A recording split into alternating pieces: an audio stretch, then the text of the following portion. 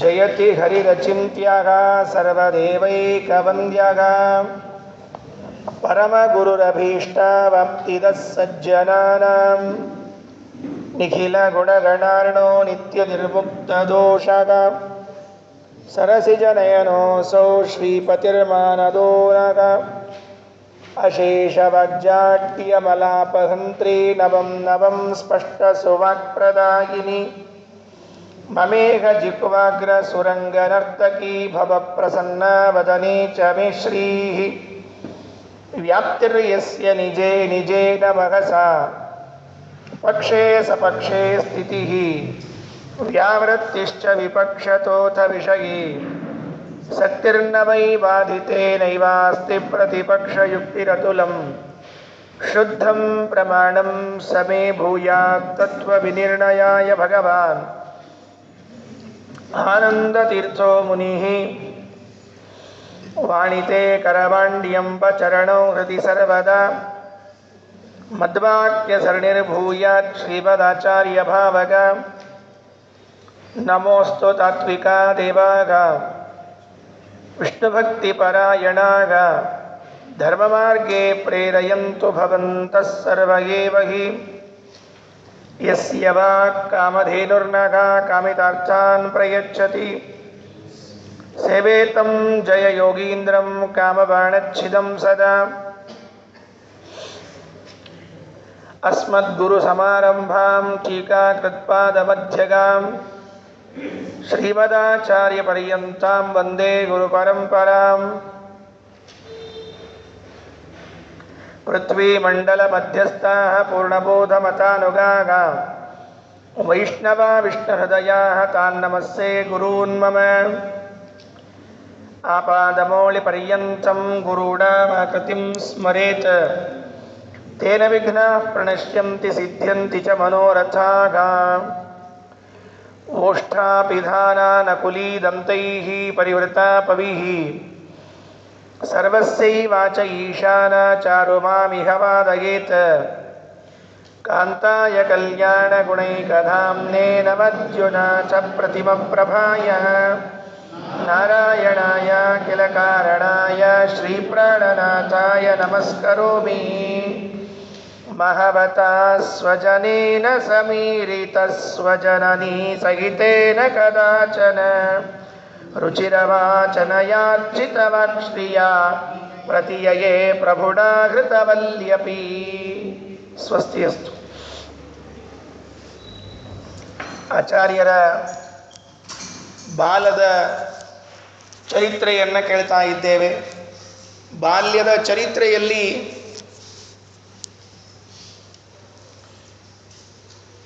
ಒಂದೆರಡು ಅಂಶಗಳನ್ನು ಮಾತ್ರ ನಿನ್ನೆ ಕೇಳಿದ್ದೆವು.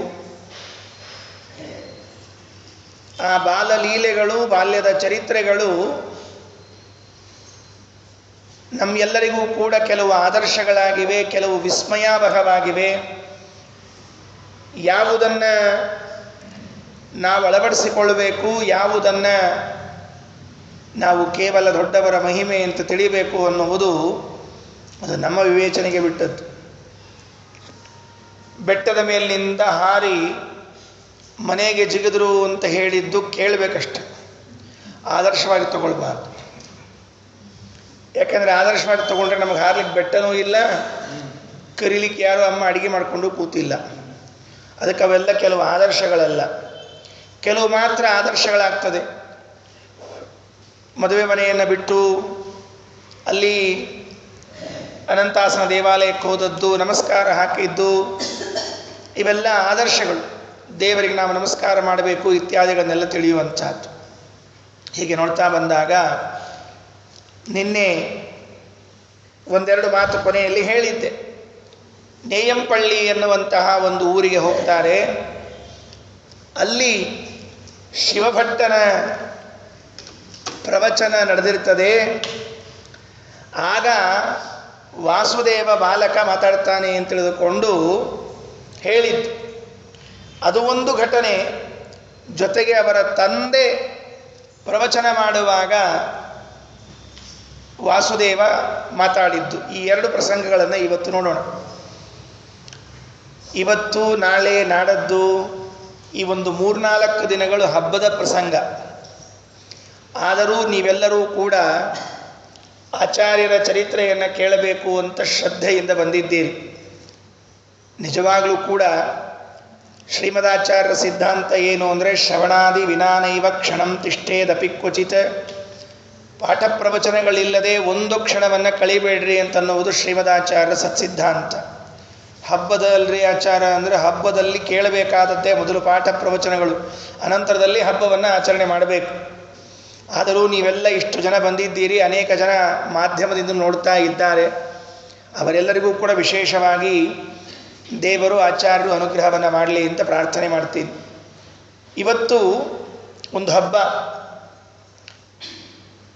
ಜಲಪೂರ್ಣ ತ್ರಯೋದಶಿ, ಧನತ್ರಯೋದಶಿ ಅಂತೆಲ್ಲ ಕರೀತಾರೆ. ಎಲ್ಲ ಕರೀಲಿ, ಅದೇನು ಮಾಡಿ.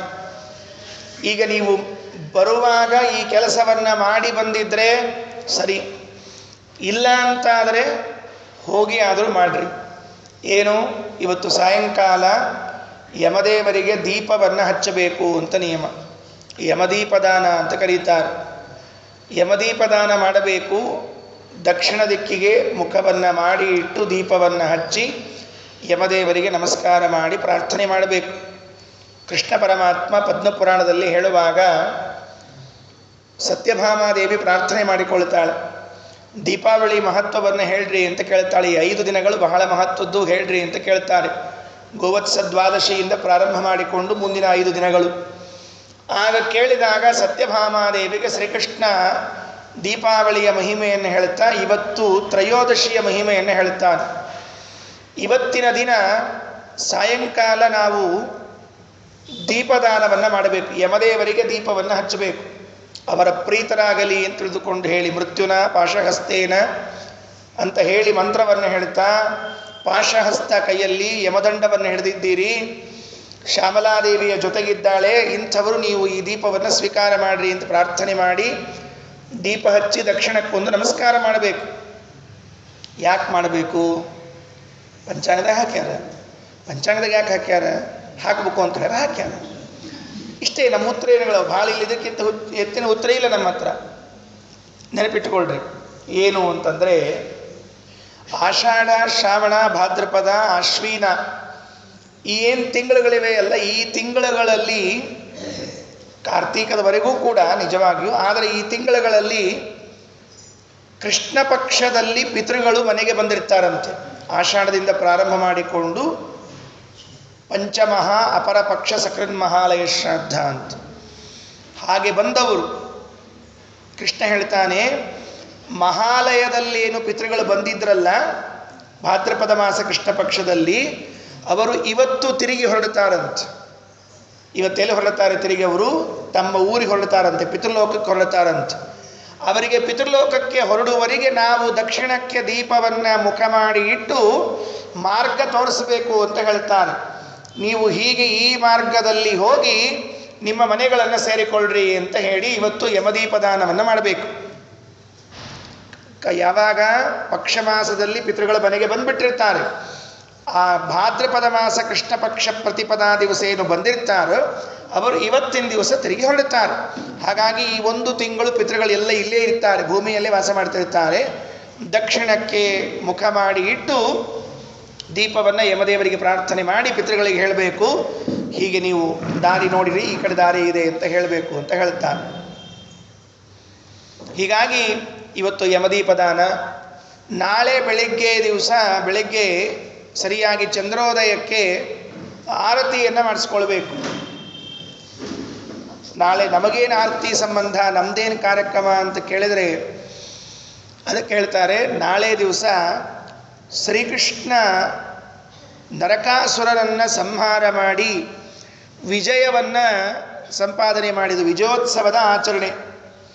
ವಿಜಯೋತ್ಸವದ ಆಚರಣೆಯಾದದ್ದರಿಂದ ನಾಳೆ ದಿವಸ ಎಲ್ಲರೂ ಕೂಡ ಕೃಷ್ಣನ ವಿಜಯೋತ್ಸವದಲ್ಲಿ ನಾವು ಪಾಲ್ಗೊಂಡಿದ್ದೇವೆ ಅಂತ ಸುಮಂಗಲಿ ಸ್ತ್ರೀಯರಿಂದ ಆರತಿಯನ್ನು ಮಾಡಿಸ್ಕೊಳ್ಬೇಕು ಬೆಳಗ್ಗೆ ನಾಳೆ ದಿವಸ. ಕೃಷ್ಣ ವಿಜಯೋತ್ಸವ ಸಂಪಾದನೆ ಮಾಡಿದ ಮಾತ್ರಕ್ಕೆ ನಾವೆಲ್ಲ ಯಾಕೆ ಆರತಿ ಮಾಡಿಸ್ಕೊಳ್ಬೇಕು? ಅವನೇನೋ ಗೆದ್ಕೊಂಡು ಬಂದಿದ್ದಾನೆ ಅಂದರೆ ಅಲ್ರಿ, ಇಂಡಿಯಾ ಮ್ಯಾಚಲ್ಲಿ ಗೆದ್ರೆ, ಇಂಡಿಯನ್ ಟೀಮ್ ಗೆದ್ರೆ ಮನೆ ಮುಂದೆ ಪಟಾಕಿ ಹೊಡಿತೀವಿ ನಾವೆಲ್ಲ. ಇಂಡಿಯನ್ ಟೀಮ್ ಅದು ಎಲ್ಲೋ ಹೋಗಿ ಗೆದ್ಕೊಂಡು ಬಂದರೆ ಮನೆ ಮುಂದೆ ಪಟಾಕಿ ಹೊಡಿತೀವಿ, ಉತ್ಸವ ಮಾಡ್ತೀವಿ. ದೇವರು ಜಗನ್ನಿಯಾಮಕನಾಗಿರುವಂತಹ ಸ್ವಾಮಿ ನರಕಾಸುರನ ಸಂಹಾರ ಮಾಡಿ ಬಂದ ವಿಜಯೋತ್ಸವವನ್ನು ಆಚರಣೆ ಮಾಡಬಾರ್ದ ನಾವು? ಅವಶ್ಯವಾಗಿ ಮಾಡಬಹುದು. ಬುದ್ಧಿಜೀವಿಗಳಿಗೆ ಇಂಥ ಅಬದ್ಧ ಪ್ರಶ್ನೆಗಳಿಗೆ ಉತ್ತರ ಕೊಡಬೇಕಾಗ್ತದೆ. ಯಾಕೆಂದರೆ ಕೆಲವರಲ್ರಿ ಯಾವತ್ತಾವತ್ತೋ ಕೃಷ್ಣ ಗೆದ್ರೆ ನಾವ್ಯಾಕೆ ವಿಜಯೋತ್ಸವ ಆಚರಣೆ ಮಾಡಬೇಕು ಅಂದರೆ, ಇಂಡಿಯನ್ ಟೀಮ್ ಗೆದ್ರೆ ನಾವ್ಯಾಕೆ ಪಟಾಕಿ ಹೊಡಿಬೇಕು ಅಂತ ಕೇಳೋದೇ ಉತ್ತರ ಅವರಿಗೆ. ಇದರಲ್ಲ, ಇನ್ನೊಂದು ರಹಸ್ಯ ಇದೆ, ಕೇಳಿಸ್ಕೊಳ್ರಿ. ಏನು? ದೇವರು ಪಕ್ಷಪಾತ ಮಾಡುವುದಿಲ್ಲ ಅಂತನ್ನುವುದಕ್ಕೆ ಈ ವಿಜಯೋತ್ಸವವೇ ಉದಾಹರಣೆ. ಏನು ಪಕ್ಷಪಾತ ಮಾಡುವುದಿಲ್ಲ? ಶಿಕ್ಷೆ ಕೊಡುವುದಾದರೆ ಭಾಗವತದ ದಶಮಸ್ಕಂದದಲ್ಲಿ ಹೇಳುವಾಗ ನಾಗಪತ್ನಿಯರು ಕೃಷ್ಣನ ಸ್ತೋತ್ರ ಮಾಡುತ್ತಾರೆ.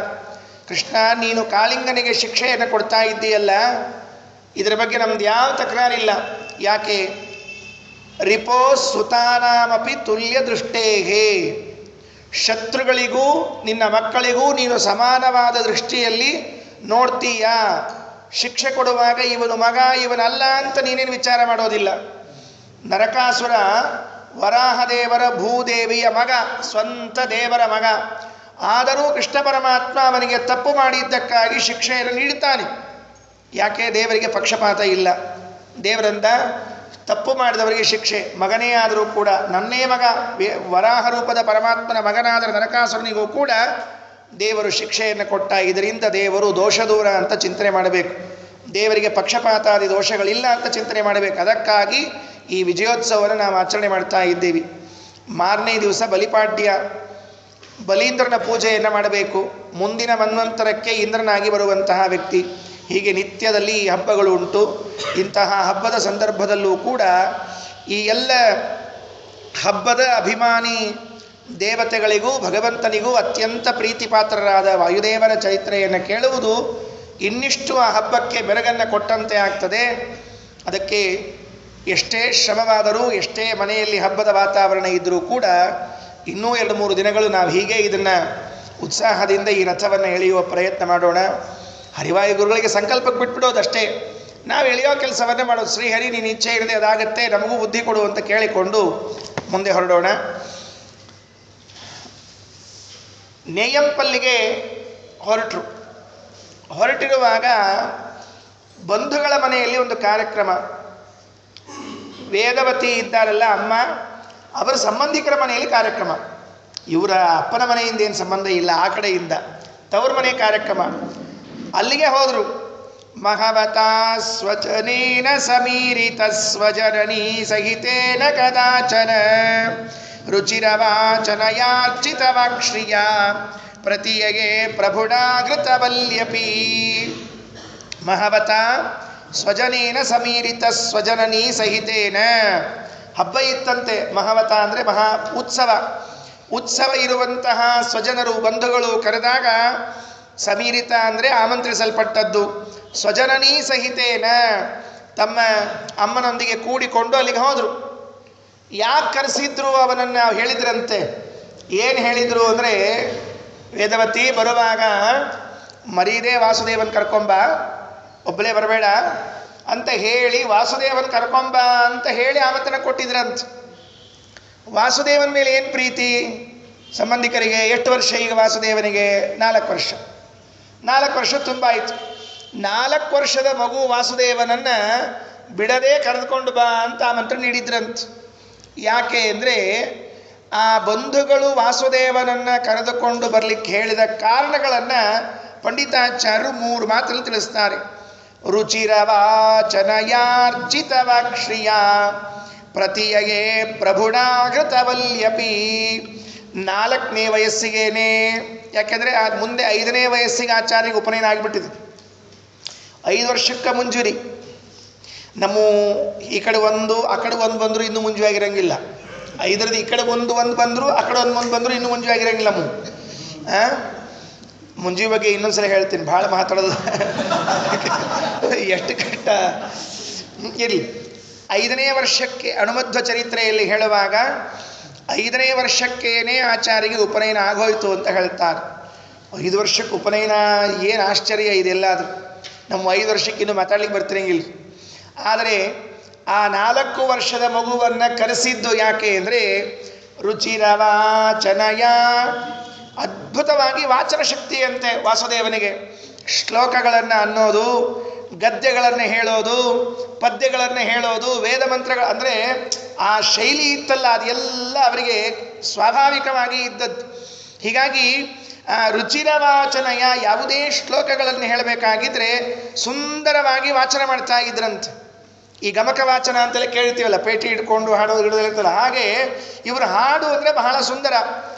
ಬರೇ ರುಚಿರ ವಾಚನಯ ಅಂದರೆ ಬರೇ ಚಂದ ಹಾಡ್ತಿದ್ದ ಹೇಳ್ತಿದ್ದ ಬಾ ಅಂತಲ್ಲ, ಮತ್ತೆ ಅರ್ಚಿತ ವಾಕ್ಶ್ರಿಯ, ಅದರ ಅರ್ಥ ಹೇಳುವುದರೊಳಗೂ ಸಮರ್ಥರಿದ್ರಂತೆ. ಶಬ್ದ ಹೇಳಿ ಅರ್ಥ ಹೇಳ್ಬೇಕು. ಹಾಡು ಹೇಳಿದ ಮೇಲೆ ಹೇಳಿದ ಕೂಡಲೇ ಅದಕ್ಕೊಂದು ಅರ್ಥ ಹೇಳ್ತಿರ್ಬೇಕು. ಕೆಲವೊಮ್ಮೆ ಏನಾಗ್ತಿರ್ತದೆ ಅಂದರೆ ಹಾಡೊಂದು ಅರ್ಥೊಂದು ಆಗ್ತಿರ್ತದೆ. ಹಾಡು ಹಾಡ್ಬೇಕಾದ್ರೆ ಎಲ್ಲಿ ನಿಲ್ಲಿಸ್ಬೇಕು ಎಲ್ಲಿ ಬಿಡಬೇಕು ಅಂತ ಗೊತ್ತಿರಂಗಿಲ್ಲ ಕೆಲವರಿಗೆ. ಹಾಡು ಹಾಡೋದು ಒಂದು, ಅರ್ಥ ಹೇಳೋದೊಂದು ಆಗ್ತಿರ್ತದೆ. ಒಬ್ಬರು ಹಾಡು ಹಾಡ್ತಿದ್ರಂತೆ. ಹಾಡುವಾಗ 3 ಲೋಕದ ಒಡೆಯ, ಹಾಡು ಹಾಡುವಾಗ 3 ಲೋಕದ ಒಡೆಯ, ಕೂತೋರಿಗೆ ಗಾಬರಿ. ಈ ಕದ ಯಾಕೆ ಹೊಡಿಲಿಕ್ಕತ್ತ ನೀವ? ಕದ ಯಾಕೆ? ಕದ ಅಂದರೆ ಬಾಗಿಲು ಅಂತ ಅರ್ಥ ನಮ್ಮಲ್ಲಿ. ಈ ಕದ ಯಾಕೆ ಹೊಡಿತಾ ಇದ್ದ ನೀವ ಅಂತ. ಆಮೇಲೆ ಯಾರೋ ಹೇಳಿದ್ರು, ಇಲ್ಲಪ್ಪ ಲೋ ಆ ಕಡೆ ಹಾಕ್ಬೇಡ ಈ ಕಡೆ ಹಾಕು ಅಂದ್ರು. 3 ಲೋಕದ ಒಡೆಯ ಆದ್ಮೇಲೆ 3 ಲೋಕದ ಒಡೆಯ ಆದವ. ಇಲ್ಲದೇ ಇದ್ರೆ ಈ ನಿಲ್ಲಿಸೋದು ಒಂದು, ಅರ್ಥ ಹೇಳೋದೊಂದು ಆಗಿಬಿಟ್ರೆ ಬಹಳ ಭಯಾನಕ. ರುಚಿರವಾಚನಯಾರ್ಚಿತ ವಾಕ್ಶ್ರಿಯ, ರುಚಿರವಾಚನಯ ಹೇಳೋದು ಅನ್ನೋದು ಅಷ್ಟೇ ಮನೋಜ್ಞವಾಗಿ, ಆಮೇಲೆ ಅದು ಅರ್ಚಿತ ವಾಕ್ಶ್ರಿಯ, ಅರ್ಥವನ್ನು ಹೇಳುವಾಗಲೂ ಅಷ್ಟು ಚೆಂದಾಗಿ, ಅರ್ಥ ಹೇಳಿದ ಮೇಲೆ ಹೌದೋ ಅಲ್ಲೋ ಅಂತ ಸಂಶಯ ಬರಬಾರ್ದು, ಪ್ರಭುತ್ವ ಇರಬೇಕು. ಅದಕ್ಕೆ ಪ್ರಭುಣ ಘೃತವಲ್ಯಪಿ ಅಂತ ಪ್ರಭುತ್ವವನ್ನು ಹೇಳಿಗತ್ತಾರೆ. ನೋಡ್ರಿ, ಈ ಶ್ಲೋಕ ನಾವು ನಮ್ಮ ಮಾತುಗಳು ಇನ್ನೊಬ್ಬರಿಗೆ ಇಂಪಾಗಿ ಕೇಳಲಿ ಅಂತಿದ್ರೆ, ಅರ್ಥ ಆಗಬೇಕು ಅಂತಿದ್ರೆ, ಮಾತಿನ ಮೇಲೆ ಪ್ರಭುತ್ವ ಬರಬೇಕು ಅಂತಿದ್ರೆ ಈ ಅನುಸಂಧಾನ ಮಾಡಬೇಕು, ಪಾರಾಯಣ ಮಾಡಬೇಕು, ಚೆನ್ನಾಗಿ ಪಾರಾಯಣ ಮಾಡಬೇಕು. ಇದರ ಅನುಸಂಧಾನ ವಾಯುದೇವರಲ್ಲಿದ್ದ 3 ಗುಣಗಳನ್ನು ಅನುಸಂಧಾನ ಮಾಡಬೇಕು. ರುಚಿರವಾಚನಯ, ಅರ್ಚಿತ ವಾಕ್ಶ್ರಿಯ, ಪ್ರಭುಣ. ಪ್ರಭುತ್ವ ಇತ್ತು ವಾಯುದೇವರಿಗೆ. ಎಂಥ ಪ್ರಭುತ್ವ ಅಂದರೆ ಕಮಾಂಡಿಂಗ್. ಯಾವುದೇ ಒಂದು ವಿಷಯವನ್ನು ಮಂಡಿಸಿದರೆ ಇದು ಹಿಂಗೆ ಇರ್ತದೆ ಅಂತ ಹೇಳಬೇಕು. ಶ್ರೀಮದಾಚಾರ್ಯ ಸರ್ವಮೂಲ ಗ್ರಂಥಗಳನ್ನು ತೆಗೆದು ನೋಡಿದರೆ ಆಶ್ಚರ್ಯ ಆಗತ್ತೆ.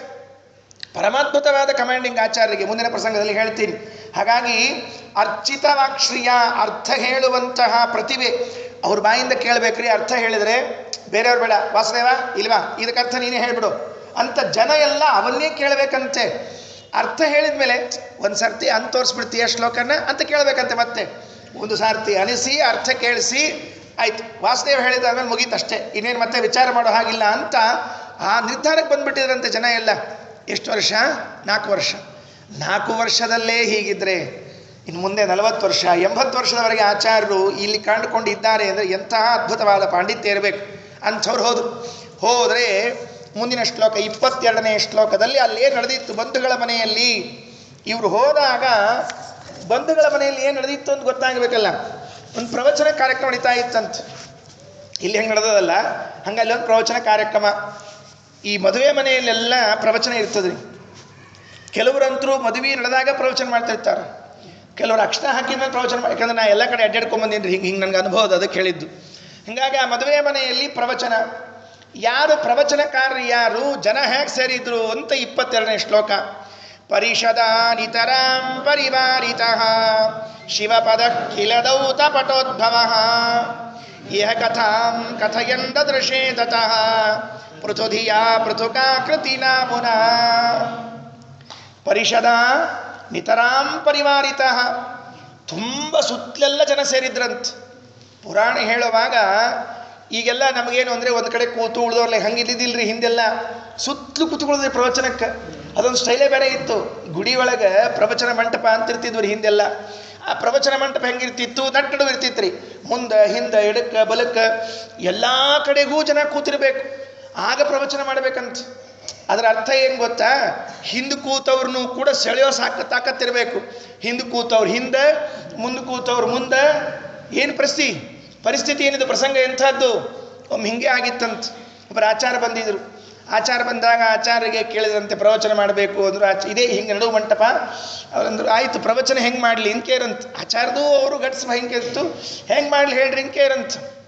ಆಚಾರ ಮುಂದೆ ಕೂತವರು ಅಳತಿರ್ಬೇಕು, ಹಿಂದೆ ಕೂತವ್ರು ನಗ್ತಿರ್ಬೇಕು, ಹಂಗೆ ಪ್ರವಚನ ಮಾಡ್ರಿ. ಹಾಂ ಅಂತ ಹಿಂಗ್ಯಾರು ಪ್ರವಚನ ಮಾಡ್ತಾರೆ ಎಲ್ರ ಎಲ್ಲರೂ ಒಟ್ಟು ಹತ್ರ ಅಷ್ಟ್ರು ಅಳ್ಬೇಕಪ್ಪ. ನಕ್ರನ ಹಿಂಗಿಲ್ಲ ಆಚಾರ, ನಮ್ಮ ಪದ್ಧತಿ ಹಿಂಗದ, ಮುಂದೆ ಕೂತವ್ರು ಅಳ್ತಿರ್ಬೇಕು, ಹಿಂದೆ ಕೂತವ್ರು ನಗ್ತಿರ್ಬೇಕು ಅನ್ನೋ. ಆಚಾರ ಅಂದ್ರೆ ಆಯ್ತು ಅಂದ್ರು. ಪ್ರವಚನ ಶುರುವಾಯ್ತು. ರಾಮಾಯಣ ಪ್ರಸಂಗ ತಗೊಂಡ್ರು. ರಾಮಾಯಣ ನಡೀತಾ ಇದೆ. ಆ ರಾವಣ ಬಂದ, ಪಾಪಿ ಸೀತಾಮಾತೆಯನ್ನೇ ಎತ್ಕೊಂಡು ಹೋದ ಅಂದ್ಬಿಟ್ಟು ಮುಂದೆ ಕೂತವ್ರಲ್ಲ ಅಳ್ತಾ ಇದ್ದ. ಅಯ್ಯೋ ಸೀತೆಯನ್ನು ಕರ್ಕೊಂಡು ಹೋಗ್ಬಿಟ್ಟ ಅಂತ ಅಳ್ತಾ ಇದ್ದ. ತಕ್ಷಣಕ್ಕೆ ಸರಿಯಾಗಿ ಕಚ್ಚಿ ಬಿಚ್ಚಿಬಿಡ್ತ ಆಚಾರದ ಹಿಂದೆ ಕೂತವ್ರಲ್ಲ ಬಿದ್ದು ನಗೋಣ.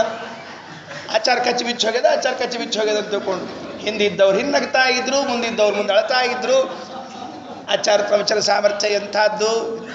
ಉಭಯ ಶ್ರೋತೃಗಳಿಗೂ ಕೂಡ ವ್ಯವಸ್ಥೆ ಮಾಡಿಕೊಟ್ಟಿದ್ರಂತೆ. ಹಿಂದೆ ಕಚ್ಚಿ ಬಿಚ್ಚಿ ಹೋಗಿ ನಗೋಣ, ಮುಂದೆ ಸೀತಾಮಾತೆ ಹೋಗಿ ಅಳೋಣ. ಪ್ರವಚನ ಮಾಡುವಾಗ ಒಂದೇ ಕಡೆ ಕೂತದ್ದಲ್ಲ, ಸುತ್ತಲೂ ಕೂತಿರ್ತಾರೆ. ಪರಿಷದ ನಿತರಾಂ ಪರಿವಾರಿತ, ಸುತ್ತಲೂ ಕೂತಿದ್ರಂತೆ. ಶಿವಪದ ಕಿಲ ದೌತ ಪಟೋದ್ಭವ.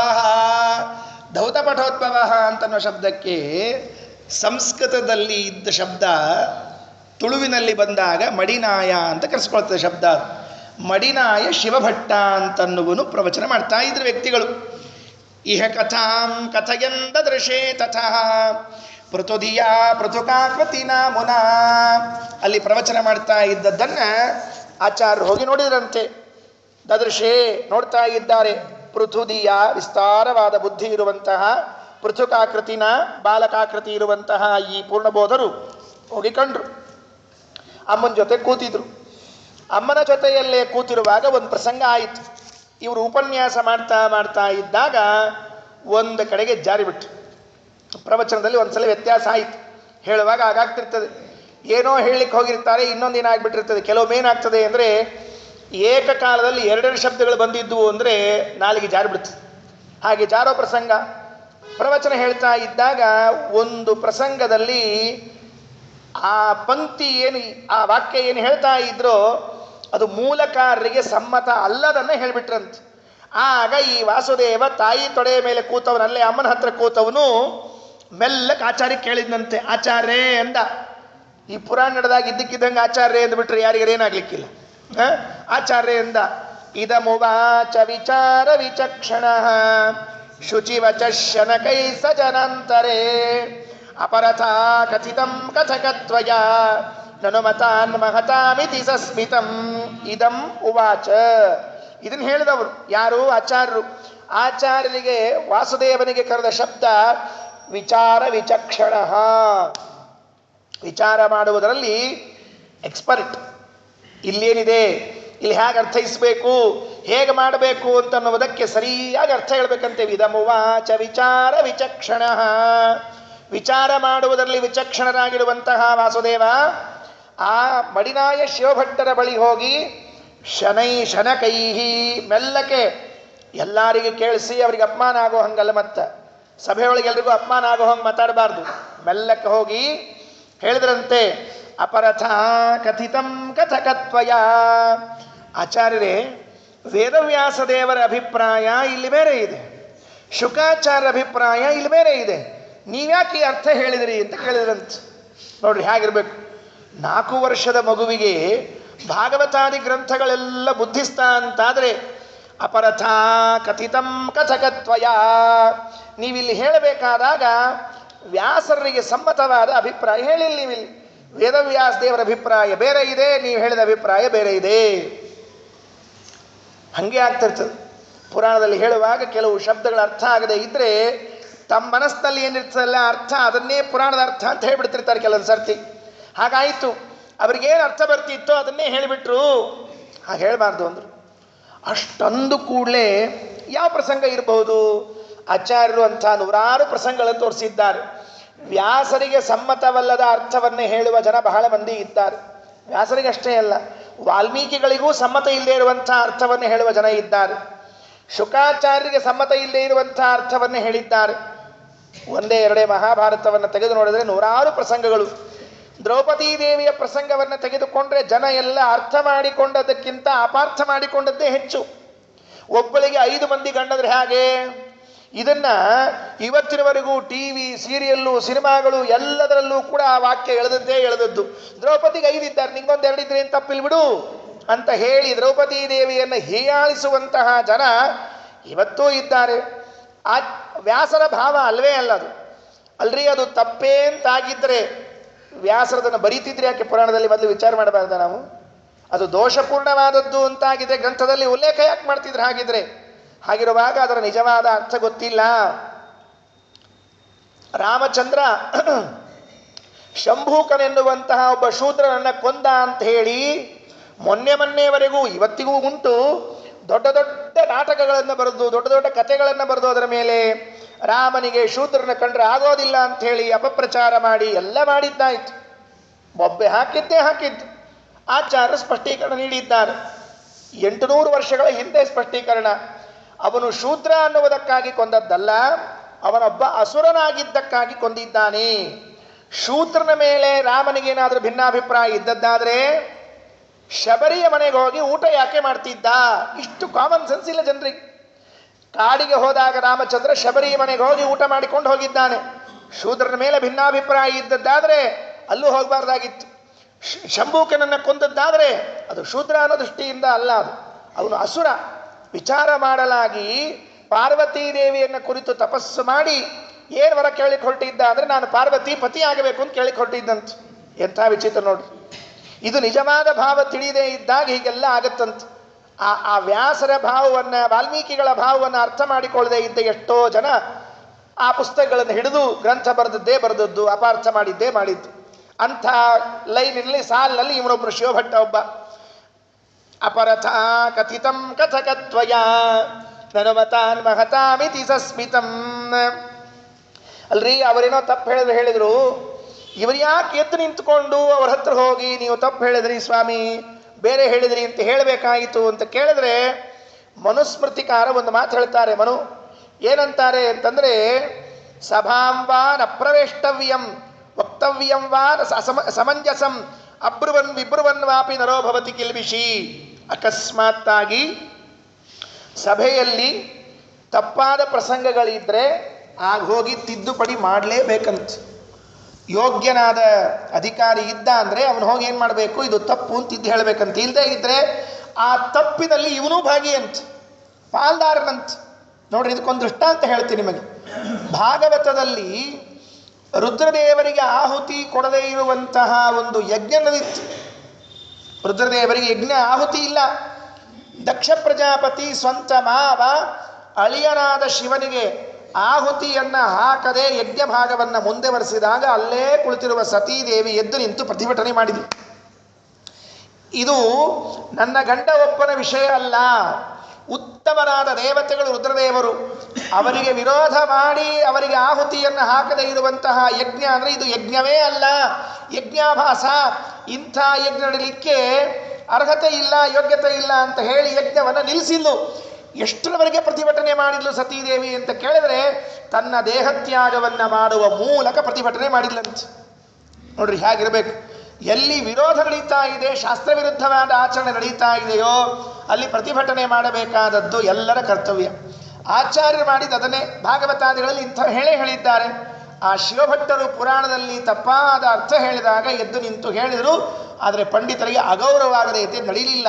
ಶನಕೈಹಿ ಮೆಲ್ಲಗೆ ಹೋಗಿ ನೀವು ಸರಿಯಾಗಿ ಹೇಳಲಿಲ್ಲ, ಇದಲ್ಲ ಅಂತ ಹೇಳಿದರು. ಇವು ಯಾವಾಗ ಈ ಹುಡುಗ ಹೋಗಿ ಸರಿ ಅಲ್ಲ ಅಂತ ಇಷ್ಟಂತೂ ಕೂತವ್ರಿಗೆಲ್ಲ ಕೇಳಿಸೇ ಬಿಡ್ತೀರಿ. ಪುಸು ಪುಸು ಪುಸು ಸರಿ ಅಲ್ಲ ಅಂತ ಆಚಾರ ಸರಿ ಹೇಳಿಲ್ಲ, ಸರಿ ಹೇಳಿ. ಓ ಇಷ್ಟು ಕೂತು ಕೇಳಿಸ್ಬಿಡ್ತಿಲ್ಲ. ಕೇಳಿಸಿದ್ರೆ ಏನ್ರಿ ನೋಡ್ರಿ, ಆ ಕೇಳಿಸಿದ ಕೂಡಲೇ ಅಗಣಯನ್ನ ಶಿವಂ ಜನತಾ ತದಾ ಸವಚನೇ ವಸುದೇವ ಸುತಾಕ್ವಗೆ ಮುಖರಮಿಚ್ಛತಿ ಕೋ ಮೃಗಧೂರ್ತಕಂ ಪ್ರಕೃತಹೂ ಕೃತ ಸಿಂಹ ಶಿಶೌ ಸತೀ. ಜನ ಎಲ್ಲ ಪುರಾಣ ಹೇಳುವ ಶಿವಭಟ್ಟರನ್ನ ಬಿಟ್ಟು ವಾಸುದೇವನ ಕಡೆಗೆ ತಿರುಗಿಬಿಟ್ರು. ಹಿಂಗೆ ಕೂತಿದ್ರು, ಹಿಂಗೆ ತಿರುಗಿಬಿಟ್ರು.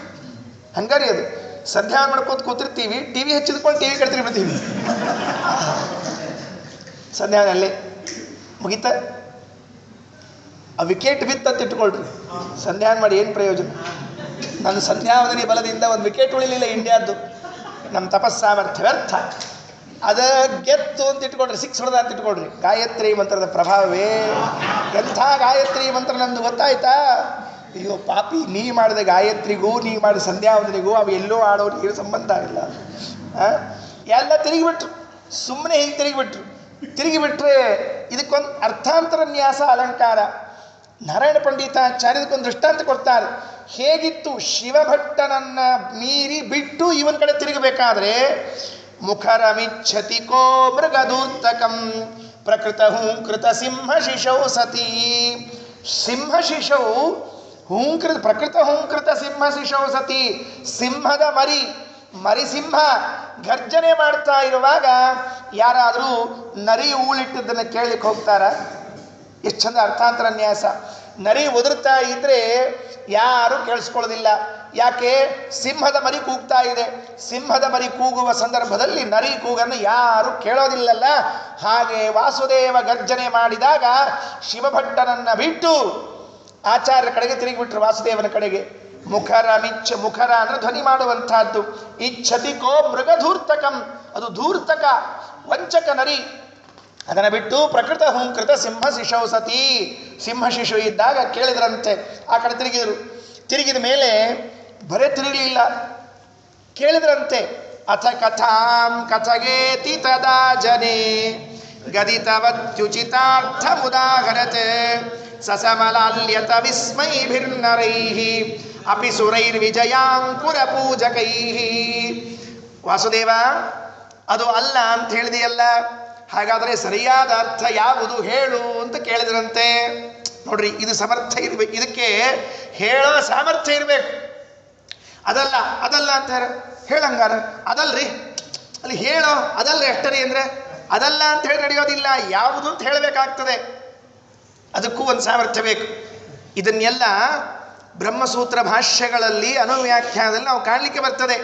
ಸೂತ್ರಗಳಿಗೆ ತಪ್ಪಾದ ಅರ್ಥವನ್ನು ಹೇಳಿದಾಗ ಪರಕೀಯರು ಆಚಾರ್ಯರು ಒಂದೇ ವಾಕ್ಯದಲ್ಲಿ ನಾನ್ಯಥ ತದದೃಷ್ಟೇ ಹೇ, ಇದಲ್ಲ, ಇದು ತಪ್ಪರ್ಥ, ವ್ಯಾಸರಿಗೆ ಸಮ್ಮತವಾದ ಅರ್ಥ ಅಲ್ಲ ಅಂತ ಹೇಳ್ತಾರೆ. ಬರೀ ಅಷ್ಟು ಹೇಳಿಲ್ಲ, ವ್ಯಾಸರಿಗೆ ಸಮ್ಮತವಾದ ಅರ್ಥ ಯಾವುದು ಅಂತ ತಿಳಿಸಿಕೊಡ್ತಾರೆ. ಇದು ಮಧ್ವಾಚಾರ್ಯ ಸಾಮರ್ಥ್ಯ. ಭಾಗವತ ಶ್ಲೋಕಕ್ಕೆ ಅರ್ಥವನ್ನು ಹೇಳಿ ಇದು ತಪ್ಪು ಅಲ್ಲ, ಭಾಗವತ ಶ್ಲೋಕ ಅರ್ಥ ಅಲ್ಲ ಅಂದರೆ ಅದಕ್ಕೆ ಸರಿಯಾದ ಅರ್ಥ ಏನು ನೀವು ಹೇಳಬೇಕಾಗ್ತದೆ. ಈಗ ಜವಾಬ್ದಾರಿ ನೀವು. ಅದಕ್ಕೆ ಕೇಳಿದ್ರು. ಅಥ ಕಥಾಂ, ಕೆಲವು ಕಡೆಗೆ ಕಥಂ ಅಂತೂ ಪಾಠ ಇದೆ. ಅಥ ಕಥಾಂ ಅಥವಾ ಕಥಂ ಕಥಯೇತಿ ತದಾ ಜನೇ. ವಾಸುದೇವ, ಆ ಅರ್ಥ ಅಲ್ಲ ಅಂತಾದರೆ ಸರಿಯಾದ ಅರ್ಥ ಯಾವುದು? ಕಥಯ ಇತಿ ಜನೇ ಗದಿತವತಿ, ಜನ ಹೇಳಿದಾಗ ಉಚಿತಾರ್ಥ ಉದಾಹರತ, ಸರಿಯಾದ ಅರ್ಥವನ್ನೇ ಹೇಳಿದ್ರಂತೆ. ನೋಡಿ ಎಷ್ಟು ವಿಚಿತ್ರ ಎಲ್ಲಾದರೂ. ಪುರಾಣಗಳಲ್ಲಿ ಈ ಜಗತ್ತು ಹೇಗೆ ಸೃಷ್ಟಿಯಾಯಿತು ಅಂತ ಕೇಳಿದ್ರೆ, ಭಗವಂತನ ಮಾಯೆಯಿಂದ ಈ ಜಗತ್ತು ಸೃಷ್ಟಿಯಾಯಿತು ಅಂತ ಪುರಾಣದಲ್ಲಿ ಬರೆದಿದ್ದಾರೆ. ವ್ಯಾಸರೇ ಬರೆದಿದ್ದಾರೆ ಭಾಗವತಾದಿ ಗ್ರಂಥಗಳಲ್ಲಿ ಹೇಳುವಾಗ, ಈ ಜಗತ್ತು ಹೇಗೆ ಸೃಷ್ಟಿಯಾಯಿತು ಅಂದರೆ ಭಗವಂತನ ಮಾಯೆಯಿಂದ ಸೃಷ್ಟಿಯಾಯಿತು ಅಂತ. ಎಲ್ಲ ವ್ಯಾಖ್ಯಾನಕಾರರು ಹಾಗೆ ಬರೆದುಬಿಟ್ರು. ಭಗವಂತನ ಮಾಯೆಯಿಂದ ಈ ಜಗತ್ತು ಸೃಷ್ಟಿ, ಮಾಯಾ ಅಂದರೆ ಸುಳ್ಳು ಅಂತ ಬರೆದುಬಿಟ್ರು. ಮಧ್ವಾಚಾರ್ಯರು ಬರೋವರೆಗೂ ಕೂಡ ಇದೇ ಅಬದ್ಧ ಅರ್ಥಗಳನ್ನೇ ಓದಿಕೊಂಡು ಕೂತಿದ್ರು. ಮಧ್ವಾಚಾರ್ಯರು ಬಂದ ಮೇಲೆ ಹೇಳಿದರು, ಅಲ್ಲ, ಭಗವಂತನ ಮಾಯೆಯಿಂದ ಈ ಜಗತ್ ಸೃಷ್ಟಿಯಾಗಿದೆ ಅಂತ ಕೇಳಿದರೆ ಭಗವಂತನ ಇಚ್ಛೆಯಿಂದ ಈ ಜಗತ್ ಸೃಷ್ಟಿಯಾಗಿದೆ ಅಂತ ಅರ್ಥ. ಯಾಕೆ ಅಂದರೆ ಮಾಯಾ ಅಂತನ್ನುವ ಶಬ್ದಕ್ಕೆ ಇಚ್ಛೆ ಅಂತ ಅರ್ಥ ಇದೆ ಅಂತ ಕೋಶವನ್ನು ತೋರಿಸಿ ಆಚಾರ್ಯರು ವ್ಯಾಖ್ಯಾನ ಮಾಡಿದರು. ಪ್ರಕೃತಿರ್ ವಾಸನೇತ್ಯೇವ ತವೇಚ್ಛಾನಂತ ಕಥ್ಯತೆ, ಮಹಾಮಾಯೇತ್ಯವಿದ್ಯೇತಿ ನಿಯತಿರ್ ಮೋಹಿನೀತಿ ಚ ಪ್ರಕೃತಿರ್ ವಾಸನೇತ್ಯೇವ ತವೇಚ್ಛಾನಂತ ಕಥ್ಯತೆ. ದೇವರ ಇಚ್ಛೆಗೆ ಪ್ರಕೃತಿ, ವಾಸನ, ಮೋಹಿನಿ, ಮಾಯಾ, ಮಹಾಮಾಯಾ ಹೀಗೆಲ್ಲ ಅರ್ಥಗಳು ಉಂಟು, ಶಬ್ದಗಳು ಉಂಟು, ಪರ್ಯಾಯ ಶಬ್ದಗಳು. ಹಾಗಾಗಿ ದೇವರ ಮಾಯೆಯಿಂದ ಜಗತ್ ಸೃಷ್ಟಿಯಾಗಿದೆ ಅಂತಂದರೆ ದೇವರ ಇಚ್ಛೆಯಿಂದ ಜಗತ್ ಸೃಷ್ಟಿಯಾಗಿದೆ ಅಂತ ಅರ್ಥ ಮಾಡಬೇಕು ಅಂತ ಸರಿಯಾದ ಅರ್ಥ ಹೇಳಿದವರು ಆಚಾರ್ಯ. ಅಥ ಕಥಾಂ ಕಥಯೇತಿ ತದಾದನೆ ಗದಿತವತ್ಯುಚಿತಾರ್ಥ ಮುದಾಹರತ್ ಸಸಮಲಾಲ್ಯತ. ಇದ್ದವರೆಲ್ಲ ಕೂಸಿನ ಮುದ್ದಾಡಿದ್ದು. ಎಷ್ಟು ಚಂದ ಹೇಳ್ತಾರ್ಥ, ಎಲ್ಲರೂ ಮುದ್ದಾಡಿದರು. ದೇವತೆಗಳು ಕೂಡ ಆನಂದ ಪಟ್ಟರಂತೆ. ಯಾಕೆ ಅಂದರೆ ಇದು ಮೊದಲನೇ ವಿಜಯೋತ್ಸವ. ಇನ್ನೂ ಉಪನಯನ ಆಗಿಲ್ಲ, ಶಾಲೆಗೆ ಹೋಗಿಲ್ಲ ಹುಡುಗ, ಏನೋ LKG UKG ಆಗ್ಯದ, ಫಸ್ಟ್ ಸ್ಟ್ಯಾಂಡರ್ಡ್ ಅದ. ಈ ಹೊತ್ನಾಗ ಅವ ಪೋಯಮ್ ಹೇಳ್ಯಾನ ಅಂತಂದ್ರೆ ಭಾರಿ ಆನಂದ ಪಡಬೇಕು. ಸಾಲಿಲ್ಲ ಮೂಲಿಲ್ಲ ಏನಿಲ್ಲ. ಆ ಹೊತ್ತಿನಲ್ಲಿ ಏನೇ ವಿಜಯಾಂಕುರ ಅಂದರೆ ಮುಂದೆ ಆಚಾರ್ಯರು ಇನ್ನೇನು ವಿಜಯವನ್ನು ಸಂಪಾದನೆ ಮಾಡುವರಿದ್ದಾರೆ, ಮಧ್ವ ವಿಜಯ ಆಗುವುದಿದೆ, ಅದಕ್ಕೆಲ್ಲ ಇದು ಬೀಜವನ್ನು ಬಿತ್ತಿದ್ರು. ಅಪಿಸುರೈರ್ ವಿಜಯಾಂಕುರ ಪೂಜಕೈಹಿ. ಮನೆಗೆ ಬಂದ ಮೇಲೆ ನೋಡ್ರಿ ಆಶ್ಚರ್ಯ. ಇಷ್ಟು ಬಂದ್ರಲ್ಲ, ಮನೆಗೆ ಬಂದ ಮೇಲೆ ಏನು ಮಾಡಿದರು? ನಮ್ಮಂಥವ್ರದ್ದು ಏನ್ರಿ, ಮನೆಗೆ ಬಂದ ಮೇಲೆ ಶಾಲ್ ಹೊತ್ಕೊಂಡದ್ರಿ. ಯಾಕಂದ್ರೆ ನಮ್ಮಂಥವ್ರು ಯಾರಿದ್ದಾರೆ ಆಚಾರ್ಯ, ನಾವು ಹೇಳಿದ್ದೇ ಕರೆಕ್ಟ್, ಇನ್ಯಾರಿದ್ದಾರೆ ಹೇಳಿ ನೋಡೋಣ ಅಂತ ತಿಳ್ಕೊಂಡು ಕೇಳಿದರೆ ಆ ಹುಡುಗ ಮಾಡಿದ್ದನ್ನು ನೋಡಿ ಆಶ್ಚರ್ಯ ಪಡಬೇಕು ನಾವೆಲ್ಲ. ಮನೆಗೆ ಬಂದು ತಂದೆಯ ಮುಂದೆ ಕುಳಿತನಂತೆ. ಉತ್ಸವ ಮುಗಿಸ್ಕೊಂಡು ಮನೆಗೆ ಬಂದ, ತಂದೆಯ ಮುಂದೆ ಕುಳಿತುಕೊಂಡ. ನಡಿಲ್ಲ ಇರೋ, ಏನಪ್ಪ ವಾಸುದೇವ ಹೆಂಗಾಯಿತೋ ಕಾರ್ಯಕ್ರಮ ಎಲ್ಲ ಅಂತ ಕೇಳಿದ್ರೆ, ಅಪ್ಪ ಕಾರ್ಯಕ್ರಮ ಆ ಕಡೆ ಇರಲಿ, ಒಂದು ಘಟನೆ ಆಯಿತು ಹೇಳ್ತೀನಿ ಕೇಳ್ರಿ ಎಂದ. ಏನದು? ಸಜನನೀ ಸಹಿತೋ ಜನಕಂ ಗೃಹೇ ಪ್ರಗತವಾಂತ ಮುದಂತಮವೇದಯತ್ ನಿಗದತಾತ ಶಿವ ಕಥಕ ಸಖಿಂ ವಿಥತಗೀರಥವಾಹಮಿತೀರಯನ್. ಮನೆಗೆ ಬಂದು ತಂದೆಯ ಮುಂದೆ ಆಮೂಲಾಗ್ರವಾಗಿ ಅನುವಾದ ಮಾಡಿದ್ನಂತೆ ವಾಸುದೇವ. ಅಪ್ಪ, ಫೀಡ್ಬ್ಯಾಕ್ ಅಂತಿರ್ತಾರೆ ನೋಡ್ರಿ ನಮ್ಮಲ್ಲಿ, ಅನ್ನಂಗಿಲ್ಲ. ಫೀಡ್ಬ್ಯಾಕ್ ಅಂದರೆ ಕಾರ್ಯಕ್ರಮ ಆದಮೇಲೆ ಕಾರ್ಯಕ್ರಮ ಹೆಂಗಾತ್, ಹೌದಿಲ್ರಿ ಆಚಾರ, ಫೀಡ್ಬ್ಯಾಕ್ ಹೆಂಗೆ ತಿಳ್ಕೊಂಡು ಹೇಳಿ. ನಮ್ದು ಹೆಂಗಾತ್ ಕಾರ್ಯಕ್ರಮ ಹೇಳ್ರಿ ಅಂತ ಕೇಳ್ತಿರಂಗಿಲ್ಲ. ಇವತ್ತು ಎಲ್ಲ ಕಂಪ್ನಿಗಳು ಫೀಡ್ಬ್ಯಾಕ್ ಇಟ್ಕೊಂಡ್ಬಿಟ್ಟಾವ್ರಿ, ನಮ್ದು ಹೆಂಗದ ಹೇಳ್ರಿ, ನೀವು ತಿಳಿಸ್ರಿ ಅಂತ ತಿಳ್ಕೊಂಡು ಹೇಳಿ. ಆಚಾರ್ಯರು ಹೋಗಿ ಅಪ್ಪನ ಮುಂದೆ ಕುಳಿತು ಸಹ ಜನನೀ ಸಹಿತ ಅಮ್ಮನ ಜೊತೆಗೆ ಹೋಗಿ ಗೃಹೇ ಮನೆಯಲ್ಲಿ ಜನಕಂ ತಂದೆಯನ್ನು ಕುರಿತು ಪ್ರಗತವಾನ್ ಹೇಳಿದರು. ತಮ್ ಉದಂತಂ ಅಂದ್ರೆ ಮನೆಗೆ ಹೋದ ಮೇಲೆ ಅವೇ ಎಲ್ಲ ವಾರ್ತೆಯನ್ನು, ಉದಂತಂ ಅಂದ್ರೆ ವಾರ್ತೆ, ಅಲ್ಲಿ ನಡೆದ ಎಲ್ಲ ವಾರ್ತೆಯನ್ನು ಹೇಳಿದ್ರಂತೆ. ಹೇಳಿ ಏನು ಮಾಡಿದರು? ಪೂರ್ಣ ಅನುವಾದ ಮಾಡಿದ್ರ. ಮತ್ತೆ ಆಚಾರ್ಯ ಪ್ರಾಮಾಣಿಕವಾಗಿ ಅರ್ಧ ಕೆಲಸ ಇಲ್ಲ. ಅವರು ಹೇಳಿದ್ದನ್ನು ಹೇಳಿ, ತಾವು ಹೇಳಿದ್ದನ್ನು ಹೇಳಿ ತಂದೆಗೆ ಏನು ಹೇಳಿದೆ ಗೊತ್ತಾ? ನಿಗದ ತಾತ, ಅಪ್ಪ ನೀವು ಹೇಳ್ರಿ, ಶಿವ ಕಥಕಃ ಸಖಿಂ ವಿಥತಗೀಹಿ ಅಥವಾ ಅಹಮಿತೀರಯನ್. ನಾನು ಹೇಳಿದ್ದು ಸರಿ ಇದೆಯೋ, ಶಿವಭಟ್ಟರು ಹೇಳಿದ್ದು ಸರಿ ಇದೆಯೋ ಅಂತ ನೀವು ಹೇಳ್ರಿ ಅಂತ ಬಿಟ್ರಂತ. ಯಾರು ಮಾಡ್ತಾರೆ ಇಷ್ಟು ಪ್ರಾಮಾಣಿಕತೆ ಹೇಳಿ ನೋಡಂತೆ. ಮನೆಗೆ ಹೋಗಿ ನೆನಪೇ ಇರಂಗಿಲ್ಲರಿ ನಮಗೆ. ಇಲ್ಲಿ ಹೇಳಿದ್ದು ಇಲ್ಲೇ ಮುಗಿದು ಹೋಗಿರ್ತದೆ, ಮನೆಗೆ ಹೋದ್ಮೇಲೂ ನೆನಪಿರೋ ಹಂಗೆ ಇಲ್ಲೇ ಇಲ್ಲ ನಮಗೆ. ಭಾರಿ ವಿಚಿತ್ರ ರೀ. ಸಂಜೆಗೆ ಕೇಳ್ರಿ ಹೇಳ್ತೀನಿ, ಬೆಳಿಗ್ಗೆ ಏನು ಅಡಿಗೆ ಅನ್ನಂಗೆ ಏನಾಗಿತ್ತು, ಬೆಳಿಗ್ಗೆ ಅಡಿಗೆ ಏನು ಕೇಳ್ತಿರ್ತೀವಿ ನಾವು ಮತ್ತೆ ಹೊಳ್ಳಿ, ಯಾಕಂದ್ರೆ ಅಷ್ಟು ನೆನಪಿನ ಶಕ್ತಿ ನಮ್ದೆಲ್ಲ. ಅಂದ ಮೇಲೆ ಊರಿಗೆ ಹೋದ ಮೇಲೆ ಅಲ್ಲಿ ನಡೆದ ಎಲ್ಲ ಘಟನೆಗಳನ್ನು ಅನುವಾದ ಮಾಡಿ ಆ ಭಟ್ರು ಹೇಳಿದ್ರಲ್ಲ, ಅದು ಸರಿಯಾದ ಅಭಿಪ್ರಾಯವ ಅಥವಾ ನಾನು ಹೇಳಿದ್ದು ಸರಿಯಾದ ಅಭಿಪ್ರಾಯವ? ವಿಥತಗೀಹಿ ಅಂದರೆ ಸುಳ್ಳಾದದ್ದು. ಅವ್ರು ಹೇಳಿದ್ದು ಸುಳ್ಳು, ನಾನು ಹೇಳಿದ್ದು ಸುಳ್ಳು ಹೇಳ್ರಿ ಅಂತ ಕೇಳಿದ್ರೆ ಆಗ ನಡಿಲ್ಲ ಏನು ಆಶ್ಚರ್ಯಪಟ್ರಂತೆ. 27ನೇ ಶ್ಲೋಕ. ನನು ಸ್ವತಾ ವಿಥಿತಂ ಕಥಕತ್ವಯೇತ್ಯಮುದೀರ್ಯ ಸವಿಸ್ಮಯಮಸ್ಮರತ್ ಪ್ರಕೃತಿತಃ ಕೃತಿತಾ ಖಲು ಮೇ ಶಿಶೋಹೋ ಮದಧಿನಾ ತದಯೋಜಯದೇತ್ಯಸೌ. ನನು ಸುತ, ಅಪ್ಪ ವಾಸುದೇವ, ಅವಿತಥಂ ಕಥಿತಂ ತ್ವಯ, ನೀನು ಹೇಳಿದ್ದೇ ಸರಿಯೋ ಮಹಾರಾಯ, ನೀನು ಹೇಳಿದ್ದು ಸರಿ, ಶಿವಭಟ್ಟ ಹೇಳಿದ್ದು ಸರಿಯಲ್ಲ. ಅಂದರೆ ಏನಾಯಿತು? ಎಲ್ಲಿ ವಾದ ವಾಕ್ಯಾರ್ಥಗಳು ನಡೀತಾ ಇರ್ತದೋ ಅಲ್ಲೊಬ್ಬರು ಅಧ್ಯಕ್ಷರು ಬೇಕಾಗ್ತದೆ. ಅಧ್ಯಕ್ಷರಿದ್ರೇನೆ ಪೂರ್ವಪಕ್ಷ ಸಿದ್ಧಾಂತ ಮಾಡಿದವರಲ್ಲಿ ಯಾರು ಸರಿ ಯಾರು ತಪ್ಪು ಅಂತ ಗೊತ್ತಾಗ್ತದೆ. ಇಲ್ಲೇ ಇಲ್ಲ ಅಂದರೆ ಇವ ನಾನು ಸರಿ ಅಂತಾನೆ, ಅವ ನಾನು ಸರಿ ಅಂತಾನೆ, ಕೊನೆಯವರೆಗೆ ಮುಗಿಯೋದೇ ಇಲ್ಲ. ಅದಕ್ಕೆ ಜಡ್ಜ್ ಅಂತ ಇರ್ತಾರಲ್ಲ, ಎದಕ್ಕೆ ಇರ್ತಾರೆ ಮತ್ತವರು? ಇಬ್ಬರ ಪಕ್ಷಗಳನ್ನು ಆಲಿಸಿ ನಿರ್ಧಾರ ಕೊಡಲಿಕ್ಕೇನೆ ಜಡ್ಜ್ ಅಂತ ಇದ್ದದ್ದವರು. ಹಾಗಿದ್ದಾಗ ತಂದೆಯನ್ನ ನ್ಯಾಯಾಧೀಶನ ಸ್ಥಾನದಲ್ಲಿ ಕೂಡಿಸಿ ಶಿವಭಟ್ಟರ ಪೂರ್ವಪಕ್ಷ ಸ್ಥಾನದಲ್ಲಿ ಕೂಡಿಸಿಕೊಂಡು ತಾವು ಸಿದ್ಧಾಂತದಲ್ಲಿ ಕುಳಿತು ವಾಸುದೇವ ಮಾತಾಡಿದ್ನಂತೆ. ನೋಡ್ರಿ, ಇದನ್ನ ಕನ್ನಡದಲ್ಲಿ ಬಹಳ ಸುಂದರವಾಗಿ ತಂದಿದ್ದ ಪದ್ಯ. ಎಲ್ಲದಕ್ಕೂ ಓದ್ಕೊಂಡು ಹೋದರೆ ಮುಂದೆ ಹೋಗೋದೇ ಇಲ್ಲ ಅಂತ ಭಯ ನನಗೆ. ಅದಕ್ಕೆ ಕೆಲವು ಮಾತ್ರ ಓದ್ತಾ ಇದ್ದೀನಿ. ಮಗನ ಮುಖ ನೋಡುತ್ತಲಿ ವಿಪ್ರನು, ಊರಿಂದ ಬಂದ ವಾಸುದೇವ. ಬಂದ ಕೂಡಲೇ ಮಗನ ಮುಖ ನೋಡುತ್ತಲಿ ವಿಪ್ರನು ಮಿಗೆ ಹರುಷದಿಂ ಭರಿತನಾಗುತ್ತ. ಊರಿಂದ ಮಗ ಬಂದಾನಂದ್ರೆ ಯಾರಿಗೆ ಹರ್ಷ ಆಗಂಗಿಲ್ರಿ? ಮಿಗೆ ಹರುಷದಿಂ ಭರಿತನಾಗುತ್ತ ನಿಗಮ ಸಮ್ಮತವಾಗಿಹುದು ಪೇಳಿದುದು ನೀನೆನುತ ಹೊಗಳಿದನು ಹರಿ ಕರುಣವನು ದ್ವಿಜ ಮಗುಳೆ ನೆನೆದನು ವರಕುಮಾರಕನ ಅಗಣಿತ ಲೌಕಿಕ ಪ್ರತಿಭೆಯು ಹರಿದಯಜವೆನುತ.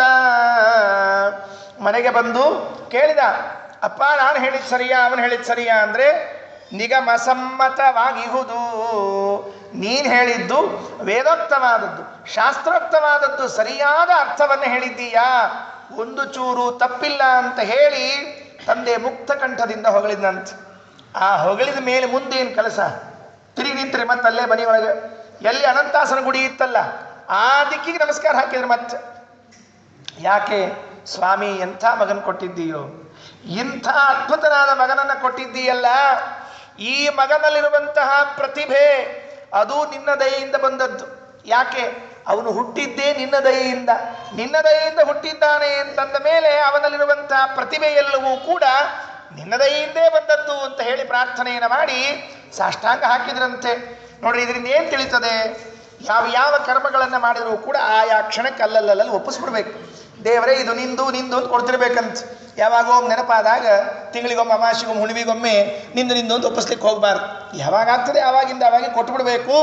ಕೊಟ್ಟಾಯಿತು. ಪ್ರಕೃತಿತ ಕೃತಿತ ಸ್ವಾಭಾವಿಕವಾಗಿಯೇ ಈ ಬುದ್ಧಿವಂತಿಕೆ ಮೇಷಿಶೋಹೋ ನನ್ನ ಕೂಸಿಂದು ಮದದಿನಾಥ ದಯೋ ಜಯದಿತ್ಯಸೌ, ನನಗೆ ನಾಥನಾದ ಅನಂತಾಸನ ಅನುಗ್ರಹದಿಂದ ಬಂದದ್ದು ಅಂದರು.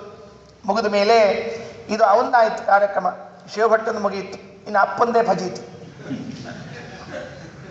ಅಪ್ಪನಿಗೆ ಫಜೀತಿ ಮಾಡಿತು. ಅಪ್ಪನಿಗೆ ಫಜೀತಿ ಮಾಡಬಹುದಾ? ಅಲ್ರೇ ಆಚಾರ, ಅಪ್ಪಗೆ ಹಿಂಗೊಂದಾರ ಎಲ್ಲರ ಮತ್ತು ಅಂದಾಗ ಅಪ್ಪನ ಗೊತ್ತಾಗ್ತಿಲ್ಲ, ಹೆಂಗೆ ಗೊತ್ತಾಗಬೇಕಂತ. ಅದಕ್ಕೆ ಒಂದು ದಿವಸ ಪ್ರವಚನ ಶುರುವಾಯಿತು. 28ನೇ ಶ್ಲೋಕ.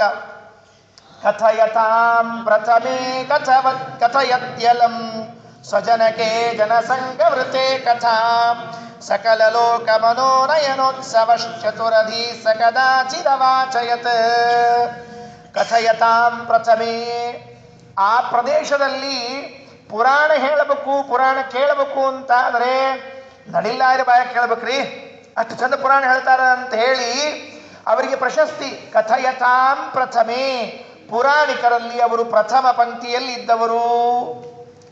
ನಡಿಲ್ಲಾಯರು ಹೇಳ್ತಾರೆ ಅಂದರೆ ತುಂಬ ಗಟ್ಟಿಯಾಗಿ ಹೇಳ್ತಾರೆ ಅಂತನ್ನುವಂತಹ ಅಭಿಪ್ರಾಯ ಇತ್ತು. ಕಥಯತಾಂ, ಹೇಳುಗರಲ್ಲಿ ಪ್ರಥಮೇ, ಮೊಟ್ಟ ಮೊದಲಿಗರು. ಕಥಯತ್ಯಲಂ ಸ್ವಜನಕ್ಕೆ, ತನ್ನ ತಂದೆ ಪ್ರವಚನ ಮಾಡ್ತಾ ಇದ್ದಾಗ ಬರೇ ಪ್ರವಚನ ಅಲ್ಲ, ಜನಸಂಘ ವೃತೆ ಕಥಾಂ, ಜನಸಂಘ, ತುಂಬ ಜನ ಸೇರಿದ್ರಂತೆ. ಜನ ಸೇರಿದ್ರು. ಯಾಕೆ ಜನ ಸೇರಿದ್ರು ಅಂದ್ರು ರಹಸ್ಯ ಹೇಳ್ತಾರೆ. ಮತ್ತೆ ಪುರಾಣಕ್ಕೆ ಹೋದರೆ ವಾಸುದೇವನೊಂಚೂರು ನೋಡಬಹುದಲ್ಲ ಅಂತ ಬಂದಿದ್ರಂತೆ ಎಲ್ಲರೂ ಕೂಡ. ಮತ್ತೆ ಪುರಾಣಕ್ಕೆ ಬಂದವರು ಪುರಾಣ ಕೇಳೋದ್ರ ಜೊತೆಗೆ ಸಕಲ ಲೋಕ ಮನೋನಯನೋತ್ಸವ, ಸಕಲ ಲೋಕ ಮನೋನಯನ ಉತ್ಸವ, ಎಲ್ಲರ ಮನಸ್ಸಿಗೂ ಮತ್ತೆ ಕಣ್ಣಿಗೂ ಉತ್ಸವನಾಗಿರುವಂಥವನಿವನು, ಇವರನ್ನು ನೋಡಬಹುದಲ್ಲ ಅಂತ ಬರ್ತಿದ್ರಂತೆ. ಪುರಾಣಕ್ಕೆ ಹೋಗ್ತಿದ್ದೀವಲ್ಲ, ಒಂಚೂರು ವಾಸುದೇವ ನೋಡಿ ಬಂದ್ಬಿಟ್ರೆ ಆಯಿತು ಅಂತ ಬರಬೇಕಂತೆ. ಪುರಾಣ ನಡೀತಾ ಇದ್ದಾಗ ಒಂದು ಶ್ಲೋಕ ಹೇಳ್ತಾ ಹೀಗೆ ನಡಿಲ್ಲಾಯರು ಮುಂದೆ ಹೋಗ್ಬಿಟ್ರು. ಪುರಾಣ ಅಂದ್ರೆ ಹೆಂಗಿರ್ತಿತ್ರಿ? ಪುರಾಣ ಪ್ರವಚನ ಭಾಳ ವ್ಯತ್ಯಾಸವರಿ. ಪುರಾಣ ಅಂತಂದರೆ ಪ್ರತಿ ಶ್ಲೋಕ ಓದಿ ಅರ್ಥ ಹೇಳಬೇಕು, ಅದು ಪುರಾಣ. ಪ್ರವಚನ ಅಂದರೆ ಯಾವ್ಯಾವ ನೆನಪಾಗ್ತಾವಲ್ಲ ಆ ಶ್ಲೋಕ ಹೇಳೋದು ಪ್ರವಚನ ಅಷ್ಟೇ. ಅಲ್ಲೇನೋ ಎಲ್ಲ ಶ್ಲೋಕ ಹೇಳಬೇಕು ಅಂತಿಲ್ಲ, ಯಾವ್ಯಾವ ನೆನಪಾಗ್ತಾವ ಅವು ಹೇಳೋದು. ಇಲ್ಲ ಅಂದರೆ ಇಲ್ಲೇ ಇಲ್ಲ. ಕೆಲವರು ಇಡೀ ತಾಸು ಭಾಗವತ ಹೇಳಿರ್ತಾರೆ, ಒಂದು ಶ್ಲೋಕ ಹೇಳಿರಂಗಿಲ್ಲ. ಪರಮಾಶ್ಚರ್ಯ, ಏನು ಸಿದ್ಧಿ ಕರಗತ ಆಗಿರ್ತದೆ ಅವರಿಗೆ ಅಂದರೆ ಒಂದು ಸಂಸ್ಕೃತ ಶ್ಲೋಕ ಬಾಯಲ್ಲಿ ಹೇಳದೇನೆ ಭಾಗವತ ಮುಗಿಸೋಷ್ಟು ಕರಗತ ಆಗಿರ್ತದೆ. ನಮ್ಮ ಆಚಾರ್ಯ ಕೂತಿರ್ಬೇಕಾಗಿತ್ತು, ನಮ್ಮ ಗುರುಗಳು ಮುಂಡ್ರಿ ರಂಗನಾಥಾಚಾರ್ಯ ಅವರು.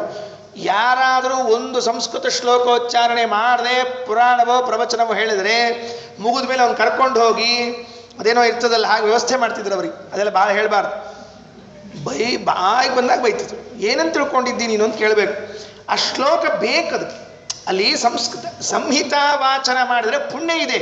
ನೀ ಕಾಗಕ್ಕೆ ಗೊಬ್ಬಕ್ಕ ಕಥೆ ಹೇಳಿದ್ರೆ ನಿನ್ನ ಕಥೆ ಇದು, ಪುರಾಣ ಕಥೆ. ಹಾಗೆ ಕೆಲವರೆಲ್ಲ ಆಶ್ಚರ್ಯ, 2 ತಾಸು 3 ತಾಸು ಹೇಳ್ತಿರ್ತಾರೆ, ಒಂದು ಸಂಸ್ಕೃತ ಶ್ಲೋಕ ಬಾಯಲ್ಲಿ ಬರೋದಿಲ್ಲ. ಬರಬಾರ್ದು ಅಂತ ಪ್ರತಿಜ್ಞೆ ಮಾಡಿರ್ತಾರೋ ಏನೋ ಕೆಲವರೆಲ್ಲ. ಹಾಗಾಗಿ ಏನಾಯಿತು ಅಂದರೆ ಒಂದು ಶ್ಲೋಕವನ್ನು ಹೀಗೆ ಓಡಿಸ್ಬಿಟ್ರು. ಸ್ವಲ್ಪ ಹೀಗೆ ಓಡಿಸಿದ ಕೂಡಲೇ ಆಚಾರ್ಯರು ಅಲ್ಲೇ ಕೂತಿದ್ರಲ್ಲ ವಾಸುದೇವ, ಅಪ್ಪ ಅಂದರು. ಇವರು ಅಪ್ಪ ಅಂದ್ಕೊಂಡು ಇವ್ರು ಸ್ವಲ್ಪ ಎದೆಯೊಳಗೆ ಡಬ್ ಅಂತ ಈ ಹುಡುಗನ ಮುಂದೆ ಪಾಠ ಹೇಳೋದು ಕಷ್ಟ, ಪ್ರವಚನ ಹೇಳೋದು ಕಷ್ಟ. ಹಿಂಗೆ ಆಗಿತ್ರಿ ಇದು. ಮುಂದೆ ಅಚ್ಯುತ ಪ್ರೇಕ್ಷಾಚಾರ್ಯಗೂ ಇದೇ ಪರಿಸ್ಥಿತಿ. ಶಿವಭಟ್ಟನ ಪರಿಸ್ಥಿತಿ ಹೇಗೋ, ನಡಿಲ್ಲಾಯರ ಸ್ಥಿತಿ ಹೇಗೋ, ಅಚ್ಯುತ ಪ್ರೇಕ್ಷಾಚಾರ್ಯ ಗುರುಗಳ ಸ್ಥಿತಿಯೂ ಹಾಗೆ. ಎಲ್ಲ ಅವು ವಾಸುದೇವ್ ಬೇಡ್ಬಿಡ್ರಪ್ಪ, ಅವ್ನು ಸುಮ್ಮನೆ ಯಾಕೆ ಸುಳ್ಳು ಅವನ ಮುಂದೆ ಪ್ರವಚನ ಹೇಳಿ ನೋಡ್ಬೇಕು ಇಲ್ರ. ಹಿಂಗಾಯ್ತು ಪರಿಸ್ಥಿತಿ. ಮುಂದೆ ಹೋದ ಮೇಲೆ ಸಕಲ ಲೋಕ ಮನೋನಯನೋತ್ಸವ ಚತುರಧೀಹಿ ಸಕದಾಚಿದವಾಚಯತ್. ಅಪ್ಪ ಇನ್ನೊಂದು ಸರ್ತಿ ಆ ಶ್ಲೋಕವನ್ನ ಓದ್ರಿ ಅಂದ. ಮಗು ಎಷ್ಟು ಗಮನ ಕೊಟ್ಟು ಕೇಳ್ತಿತ್ತು ನೋಡ್ಕೊಳ್ರಿ. ಪುರಾಣ ಕೂತಿರುವಾಗ ಎಷ್ಟು ಗಮನ ಇರಬೇಕು. ಆ ಹೇಳೋರು ಎಲ್ಲಿ ಮುಂದೆ ಹೋದ್ರೋ ಹಿಂದೆ ಹೋದ್ರೋ ಮರ್ತು ಹೋದ್ರೋ ಕೇಳಿದ್ರೋ ಅಂಬೋದೆಲ್ಲ ಗೊತ್ತಿರ್ಬೇಕಪ್ಪ. ಇನ್ನೊಂದು ಸರ್ತಿ ಆ ಶ್ಲೋಕ ಹೇಳ್ರಿ ಅಂದ್ರು. ಆಯಿತು ಅಂತ ತಿಳಿದುಕೊಂಡು ಹೇಳಿ ಶ್ಲೋಕ ಮತ್ತೊಂದು ಸರ್ತಿ ಓದಿದ್ರು. 29ನೇ ಶ್ಲೋಕದಲ್ಲಿ ಓದಿದಾಗ ಏನಾಯಿತು ಅಂತ ಕೇಳಿದರು. ಮಗನಿಗೆ ಸುಮ್ಮನೆ ಅಪ್ಪ ವಿವಿಧ ಶಾಖಿ ಪದಾರ್ಥ ನಿವೇದನೆ ಲಿಕುಚನಾಮ್ನಿ ತದಾನುದಿತಾರ್ಥಕೆ ಕಿಮಿತಿ ತಾತ ತದರ್ಥಮವರ್ಣಯಂ ಕಥಯಸೀತಿ ಶನೈರಯಮಬ್ರವೀತ್. ಆ ಭಾಗ ಎಂಥದ್ದಿತ್ತು ಅಂತ ಕೇಳಿದ್ರೆ ಎಲ್ಲ ಗಿಡಗಳನ್ನು ವರ್ಣನ ಮಾಡುವ ಭಾಗ ಬಂದಿತ್ತಂತೆ. ಪುರಾಣದಲ್ಲಿ ಅಂಥ ಭಾಗ ಉಂಟು. ಆ ಮರ ಈ ಮರ ಅಂತ ಎಲ್ಲ ಮರಗಳುಂಟು. ಆಮ್ರಾಹ ಪನಸ ವೃಕ್ಷಾಶ್ಚ ಅಂಕೋಲಾಸ್ತಿಲ ತಿಂದುಕಾಹ ಲಿಕುಚಾಮ್ರಾತಕಾಶ್ಚೈಶ್ಚ ಕ್ಷೀರಿಕಾ ಕಂಠಕಿ ತಥಾ ಅಂತ ಒಂದು ಶ್ಲೋಕ. ಪುರಾಣದಲ್ಲಿ ಏನು ಬರ್ತದೆ ಅಂದರೆ, ಈ ಸಂಸ್ಕೃತದಲ್ಲಿ ಕೆಲವು ಗಿಡ ಮರಗಳಿಗೆ ಏನೇನು ಹೆಸರು ಕೊಡ್ತಿರ್ತಾರೆ ಅಂತ ಇರ್ತದೆ. ಅದನ್ನೆಲ್ಲ ವರ್ಣನ ಮಾಡ್ತಾ ಹೋಗ್ತಿದ್ರು. ಹೋಗುವಾಗ ಒಂದು ಶಬ್ದ ಬಿಟ್ಟು ಹೋಗ್ಬಿಟ್ಟಿದ್ರಂತೆ. ಎಷ್ಟು ಸೂಕ್ಷ್ಮದಿಂದ ಗಮನಿಸಿದ್ರು ನೋಡ್ರಿ. ವಿವಿಧ ಶಾಖಿ ಪದಾರ್ಥ ನಿವೇದನೆ, ನಾನಾ ಬಗೆಯ ಮರಗಳ ಅರ್ಥ, ಹೆಸರಿನ ಅರ್ಥವನ್ನ ನಿವೇದನೆ ಹೇಳುವಾಗ ಲಿಕುಚ ನಾಮ್ನಿ, ಲಿಕುಚ ಅಂತ ಒಂದು ಪದ, ಲಿಕುಚ ನಾಮ್ನಿ ತದಾ ಅನುದಿತಾರ್ಥಕೆ, ಅದನ್ನು ಹೇಳದೇ ಇದ್ದಾಗ ಕಿಮಿತಿ ತಾತ ತದರ್ಥಮವರ್ಣಯನ್. ತಾತ ಅಪ್ಪ ಅದು ಒಂದು ಅರ್ಥ ಯಾಕೋ ಹೇಳದೇ ಹೊರಟಿರಲ್ಲ. ಕಥಯಸೀತಿ ಶನೈರಯಮಬ್ರವೀತ್, ಮೆಲ್ಲಕ್ಕೆ ಹೋಗಿ ಅದೊಂದು ಪದದ ಅರ್ಥ ಹೇಳ್ಬಿಡ್ರಪ್ಪ ಅಂದ್ಬಿಟ್ಟ. ಶಿವಭಟ್ಟನಿಗೆ ಹೇಳಿದ್ದು ನೀವು ವಿರುದ್ಧವಾಗಿ ಹೇಳಿದ್ದೀರಿ ಎಂದರು. ಅಪ್ಪನಿಗೆ ಹೇಳುವಾಗ ಅರ್ಥ ಬಿಟ್ಟಿದ್ದೀರಿ ಎಂದರು. ನೋಡಿ ಎಷ್ಟು ವ್ಯತ್ಯಾಸ ಇದೆ. ಅವನು ವಿರೋಧವಾಗಿ ಹೇಳಿದ್ದಾನೆ, ಅಪ್ಪ ಅನುಕ್ತಿ ಹೇಳಿಲ್ಲ ಅಷ್ಟೆ. ಇಬ್ಬರ ಜ್ಞಾನದಲ್ಲಿ ವ್ಯತ್ಯಾಸ ಇದೆ. ವಾಸ್ತವಿಕವಾಗಿ ವಿಚಾರ ಮಾಡಿದರೆ ವಿಜ್ಞಾತ ಭಾರತ ಪುರಾಣ ಮಹಾರಹಸ್ಯಂ 2ನೇ ಸರ್ಗದಲ್ಲಿ ಹೇಳುವಾಗ ಭಟ್ಟರು ಅದ್ಭುತ ಪಂಡಿತರು ಅಂತಿತ್ತು. ಅಷ್ಟಿದ್ರೂ ಕೂಡ ಕೆಲವು ಸಂಸ್ಕೃತ ಶಬ್ದಗಳು ದಾಟಿಬಿಡ್ತಾವೆ. ಮನಸ್ಸಿನಲ್ಲಿ ಇರ್ತದೆ, ಅರ್ಥ ಹೇಳಿ ಬರ್ತಿರೋದಿಲ್ಲ, ಹಾಗೂ ಆಗಿರ್ತದೆ. ಹಾಗಾಯ್ತು, ಇದು ಯಾಕೆ ಅರ್ಥ ಹೇಳಲಿಲ್ಲ ನೀವು ಅಂತ ಕೇಳಿದ್ರು. ಹೇಳ್ರಿ ಅಂದ್ರು, ಬರಲೇ ಇಲ್ಲ. ಅಪ್ಪನಿಗೆ ಗೊತ್ತಾಗಲಿಲ್ಲ. ಲಿಕುಚ ಅಂತ ಅದಕ್ಕೆ ಕೇಳಿದ್ರು ಕೇಳದೇ ಇದ್ರು ಏನು ಬಾಧಕ ಇದ್ದಿದ್ದಿಲ್ಲ. ಆದರೂ ಕೇಳಿದಾಗ ಅವದತೀತಿ ಪಿತರ್ಯಪಿ ಚೋದಿತೆ ಪ್ರತಿಬುಭುತ್ಸುಷು ತತ್ರ ಜನೇಶ್ವಪಿ ಅಯಮುದೀರ್ಯ ತದರ್ಥಮವಪ್ತವಾನ್ ಪರಿಷದೋಖ್ಯ ಸಮಾನ ಸುಮಾನರಾಂ. ಅವದತಿ ಪಿತರ್ಯಿ, ಅಪ್ಪ ಹೇಳಲಿಲ್ಲ ಅರ್ಥವನ್ನ. ಚೋದಿತೆ, ಹೇಳ್ರಿ ಅಂತ ಹೇಳಿದಾಗಲೂ ಕೂಡ ಹೇಳಲಿಲ್ಲ. ಆದರೆ ಪ್ರತಿಬುಭುತ್ಸು ಜನೇಶು ಚೋದಿತೆ, ಕೂತಿದ್ರಲ್ಲ ಕೇಳಲಿಕ್ಕೆಲ್ಲ ಜನ, ಅವರು ಹೇಳಿದ್ರಂತೆ, ವಾಸುದೇವ ಅಪ್ಪ ಹೇಳದೇ ಇದ್ರೆ ಏನಾಯ್ತೋ, ನೀನು ಹೇಳೋ. ನೋಡ್ರಿ ಹಿಂಗಿರ್ತದ ಪರಿಸ್ಥಿತಿ. ಅವ್ರು ಹೇಳಿಲ್ಲ ಅಂದ್ರೆ ನಾಥಾಚಾರ ನೀವು ಹೇಳ್ರಿ, ಆಚಾರಿಗೆ ಬಂದ್ರೆ ಸರಿ, ಬರಲಿಲ್ಲ ಅಂದ್ರೆ ರವಾ ಉಂಡಿ ಅಷ್ಟೇ. ಅದಕ್ಕೆ ಹೇಳ್ರಿ ಅಂದರು. ಹೇಳ್ರಿ ಅಂದಾಗ ಆ ಅರ್ಥ ಗೊತ್ತಿರಬೇಕು. ಆಚಾರ್ಯರು ವಾಸುದೇವ ಸಸ್ಯಶಾಸ್ತ್ರಾಭಿಜ್ಞ, ಸಸ್ಯಶಾಸ್ತ್ರಗಳೆಲ್ಲ ಗೊತ್ತು. ಯಾವ ಮರ ಯಾವುದು ಏನು ಎಲ್ಲ. ಯಾಕೆ? ಅವರಿದ್ದರೆ ಎಲ್ಲ ಸಸ್ಯಗಳು ಬದುಕ್ತಾವೆ, ಇಲ್ಲದೇ ಇದ್ರೆ ಯಾವ ಸಸ್ಯಗಳು ಬದುಕೋದಿಲ್ಲ. ಹಾಗಾಗಿ ಸಸ್ಯಶಾಸ್ತ್ರವನ್ನು ಚೆನ್ನಾಗಿ ಅರಿತವರಾದದರಿಂದ ಆ ಅರ್ಥ ಹೇಳಿದ್ರಂತೆ. ಲಿಕುಚ ಅಯಮುದೀರ್ಯ ತದರ್ಥಮವಾಪ್ತವಾನ್ ಪರಿಷದೋಖ್ಯ ಸಮಾನ ಸುಮಾನರಾಮ್. ಲಿಕುಚ ಅನ್ನೋ ಶಬ್ದಕ್ಕೆ ಅರ್ಥ ಏನು ಅಂತ ತಿಳಿಸಿಕೊಟ್ಟು ಜನ ಎಲ್ಲ ಎತ್ತು ನಿಂತು ಕರತಾಡನ ಮಾಡಿ ಚಪ್ಪಾಳೆ ಬಾರಿಸಿ ಎಷ್ಟು ಮುದ್ದಾದ ಅರ್ಥ ಹೇಳಿದೆಯೋ, ಎಷ್ಟು ಚೆನ್ನಾಗಿ ಅರ್ಥ ಹೇಳಿದೆಯೋ ಅಂತ ಹೇಳಿ ಖುಷಿಪಟ್ರಂತೆ. ಎಲ್ಲ ಶಬ್ದ ಇದ್ದಾಗ ಎಲ್ಲ ಬಿಟ್ಟು ಅದೊಂದು ಶಬ್ದಕ್ಕೆ ಹಿಡ್ಕೊಂಡು ನಿಂತುಕೊಳ್ಳುವಂಥದ್ದೇನಿತ್ತು ಅಂದರೆ ಅದಕ್ಕೆ ಹೇಳ್ತಾರೆ ಲಿಕುಚ ಅಂತನ್ನುವುದು ಮುಂದೆ ಬರುವಂತಹ ತ್ರಿವಿಕ್ರಮ ಪಂಡಿತಾಚಾರ್ಯರ ವಂಶದ ಹೆಸರದು. ಮುಂದೇನು ನಾರಾಯಣ ಪಂಡಿತಾಚಾರ್ಯ ಸುಮಧ್ವಿಜಯವನ್ನು ಬರೆಯುವವರಿದ್ದಾರೆ, ಅವರ ವಂಶದ ಹೆಸರದು. ಅದು ಒಂದು ಶಬ್ದ ಯಾಕೆ ಮಹತ್ವದ್ದಾಯಿತು ಅಂದರೆ ಈ ಹೆಸರಿನಲ್ಲಿ ಮುಂದೆ ಬರುವವರಿದ್ದಾರೆ, ಅವರು ನನ್ನ ಪ್ರಿಯ ಶಿಷ್ಯರಾಗುವರಿದ್ದಾರೆ, ಅದಕ್ಕೆ ಆ ಶಬ್ದ ಹೇಳಬೇಕು ಅಂತ ಹೇಳಿದರು. ಏನರ್ಥ ಅದಕ್ಕೆ? ಮರದ ಹೆಸರದು. ಯಾವ ಮರ? ಹೆಬ್ಬಲಸು ಅಂತ ಅರ್ಥ. ಅದಕ್ಕೆ ಹೆಬ್ಬಲಸು. ಹಲಸಿನ ಹಣ್ಣೊಳಗೆ 2 ಇರ್ತಾವೆ, 2 ಯಾಕೆ 108 ಇರ್ತಾವೆ, ಈ 2 ಹೇಳ್ಯಾರಷ್ಟೇ. ಅದಕ್ಕೆ ಹೆಬ್ಬಲಸು ಅಂತ. ದೊಡ್ಡ ದೊಡ್ಡ ಹಲಸು ಇರ್ತದಲ್ಲ, ಅದಕ್ಕೆ ಹೆಬ್ಬಲಸಿನ ಮರಕ್ಕೆ ಸಂಸ್ಕೃತದಲ್ಲಿ ಲಿಕುಚ ಅಂತ ಕರೀತಾರಂತೆ. ಯಾರ ಮನೆಯಲ್ಲಿ ಹೆಬ್ಬಲಸು ಬೆಳೀತಾ ಇತ್ತಲ್ಲ ಅವರಿಗೆ ಲಿಕುಚ ವಂಶದವರು ಅಂತ ಕರೀತಿದ್ರಂತೆ. ಆ ವಂಶದಲ್ಲಿ ಬಂದವರೇ ತ್ರಿವಿಕ್ರಮ ಪಂಡಿತಾಚಾರ್ಯರು, ನಾರಾಯಣ ಪಂಡಿತಾಚಾರ್ಯರು. ಅವರೇ ನಾಳೆ ವಾಯುಸ್ತುತಿ ಸುಮಧ್ವ ವಿಜಯವನ್ನು ಬರೆಯುವರಿದ್ದಾರೆ ಅಂತ ಹೇಳಿ ಆ ಶಬ್ದವನ್ನು ನಿಲ್ಲಿಸಿ ಇದಕ್ಕೊಂದು ಅರ್ಥ ಹೇಳು ಅಂತ ಕೇಳಿದ್ರಂತೆ. ಇದನ್ನು ನೋಡ್ತಾ ಇದ್ರೆ ಒಂದು ಆಶ್ಚರ್ಯ ಅನ್ನಿಸ್ತದೆ ನನಗೆ. ಏನು ಅಂತಂದರೆ, ಹೀಗೆ ಅಪ್ಪಂಗೆ ಹೇಳಲಿಕ್ಕೆ ಬರಲಿಲ್ಲ, ಮಗ ಹೇಳಿಬಿಟ್ಟ, ಅಪ್ಪ ಸೋತು ಹೋಗ್ಬಿಟ್ನಾ ಅಂತ ಕೇಳಿದ್ರೆ ಹೌದು, ಏನು ತಪ್ಪಲ್ಲ, ಅಪ್ಪ ಸೋತದ್ದು ಏನೂ ತಪ್ಪಲ್ಲ. ಯಾಕೆ ಗೊತ್ತಾ? ಆಲೋಚನೆ ಮಾಡಿರಿ. ಶಾಸ್ತ್ರದಲ್ಲೊಂದು ಮಾತಿದೆ, ಪುತ್ರಾದಿಚ್ಛೇತ್ ಪರಾಜಯಂ ಅಂತಿದೆ. ಪುತ್ರಾದಿಚ್ಛೇತ್ ಪರಾಜಯಂ ಅಂದರೆ ಮಗನಿಂದ ತಂದೆ ಏನು ಬಯಸ್ತಿರ್ತಾನೆ ಅಂದರೆ, ನನ್ನ ಮಗ ನನ್ನ ಮೀರಬೇಕು, ನನ್ಗೆ ಗೆಲ್ಬೇಕು ಅವನು ಅಂದರೆ ನನಗೆ ಸಂತೋಷ. ಗುರುಗಳು ಅಷ್ಟೇ ಅಪೇಕ್ಷೆ ಪಡ್ತಿರ್ತಾರಂತೆ, ಶಿಷ್ಯಾದಿಚ್ಛೇತ್ ಪರಾಜಯಂ ಅಂತ ತಿಳ್ಕೊಂಡು, ಶಿಷ್ಯನನ್ನು ಮೀರಿಸೋ ಅಂಥವನಾಗಬೇಕು ಅಂತೇಳಿ. ಗುರುಗಳು ತಂದೆ ಇಬ್ಬರು ಅಪೇಕ್ಷೆ ಪಡೋದೇನು ಅಂದರೆ ನನ್ನ ಶಿಷ್ಯ ಮೇಲ್ ಬರಬೇಕು ಅಂತ ತಿಳ್ಕೊಂಡು ಹೇಳಿ. ಕಾಲಮಾನದಲ್ಲಿ ಕಲಿಯುಗದಲ್ಲಿ ಏನೇನು ವ್ಯತ್ಯಾಸ ಆಗಿದೆಯೋ ಗೊತ್ತಿಲ್ಲ, ಆ ವಿಷಯ ಬೇರೆ. ಆದರೆ ಇಲ್ಲಿ ಅಪೇಕ್ಷೆ ಪಟ್ಟದ್ದು ಹಾಗಾಯಿತು. ಈ ಪ್ರಸಂಗವನ್ನು ನೋಡಿದರೆ ಹೇಗಿದೆ ಅಂದರೆ, ಮಹಾಭಾರತದ ಒಂದು ಪ್ರಸಂಗ ನೆನಪಾಗ್ತದೆ. ಏನು ಮಹಾಭಾರತ ಪ್ರಸಂಗ ನೆನಪಾಗೋದು ಅಂದರೆ, ಬಭ್ರುವಾಹನ. ಆ ಬಭ್ರುವಾಹನ ಏನು ಮಾಡಿದ ಅಂತ ಕೇಳಿದ್ರೆ ಅರ್ಜುನನ್ನು ಸೋಲಿಸಿದ್ನಂತೆ. ನೋಡ್ರಿ, ಮಹಾಭಾರತದಲ್ಲಿ ಕಥೆ ಕೇಳ್ತಿರ್ತೀವಿ. ಮಹಾಭಾರತದಲ್ಲಿ ಅಶ್ವಮೇಧ ಯಾಗ ಮಾಡಲಿಕ್ಕೆ ಹೊರಟಾಗ ಮಣಲೂರು ಗ್ರಾಮಕ್ಕೆ ಬಂದಿದ್ರೆ ಮಣಲೂರು ಗ್ರಾಮದಲ್ಲಿ ಇವ ಬಭ್ರುವಾಹನ ಇದ್ದ.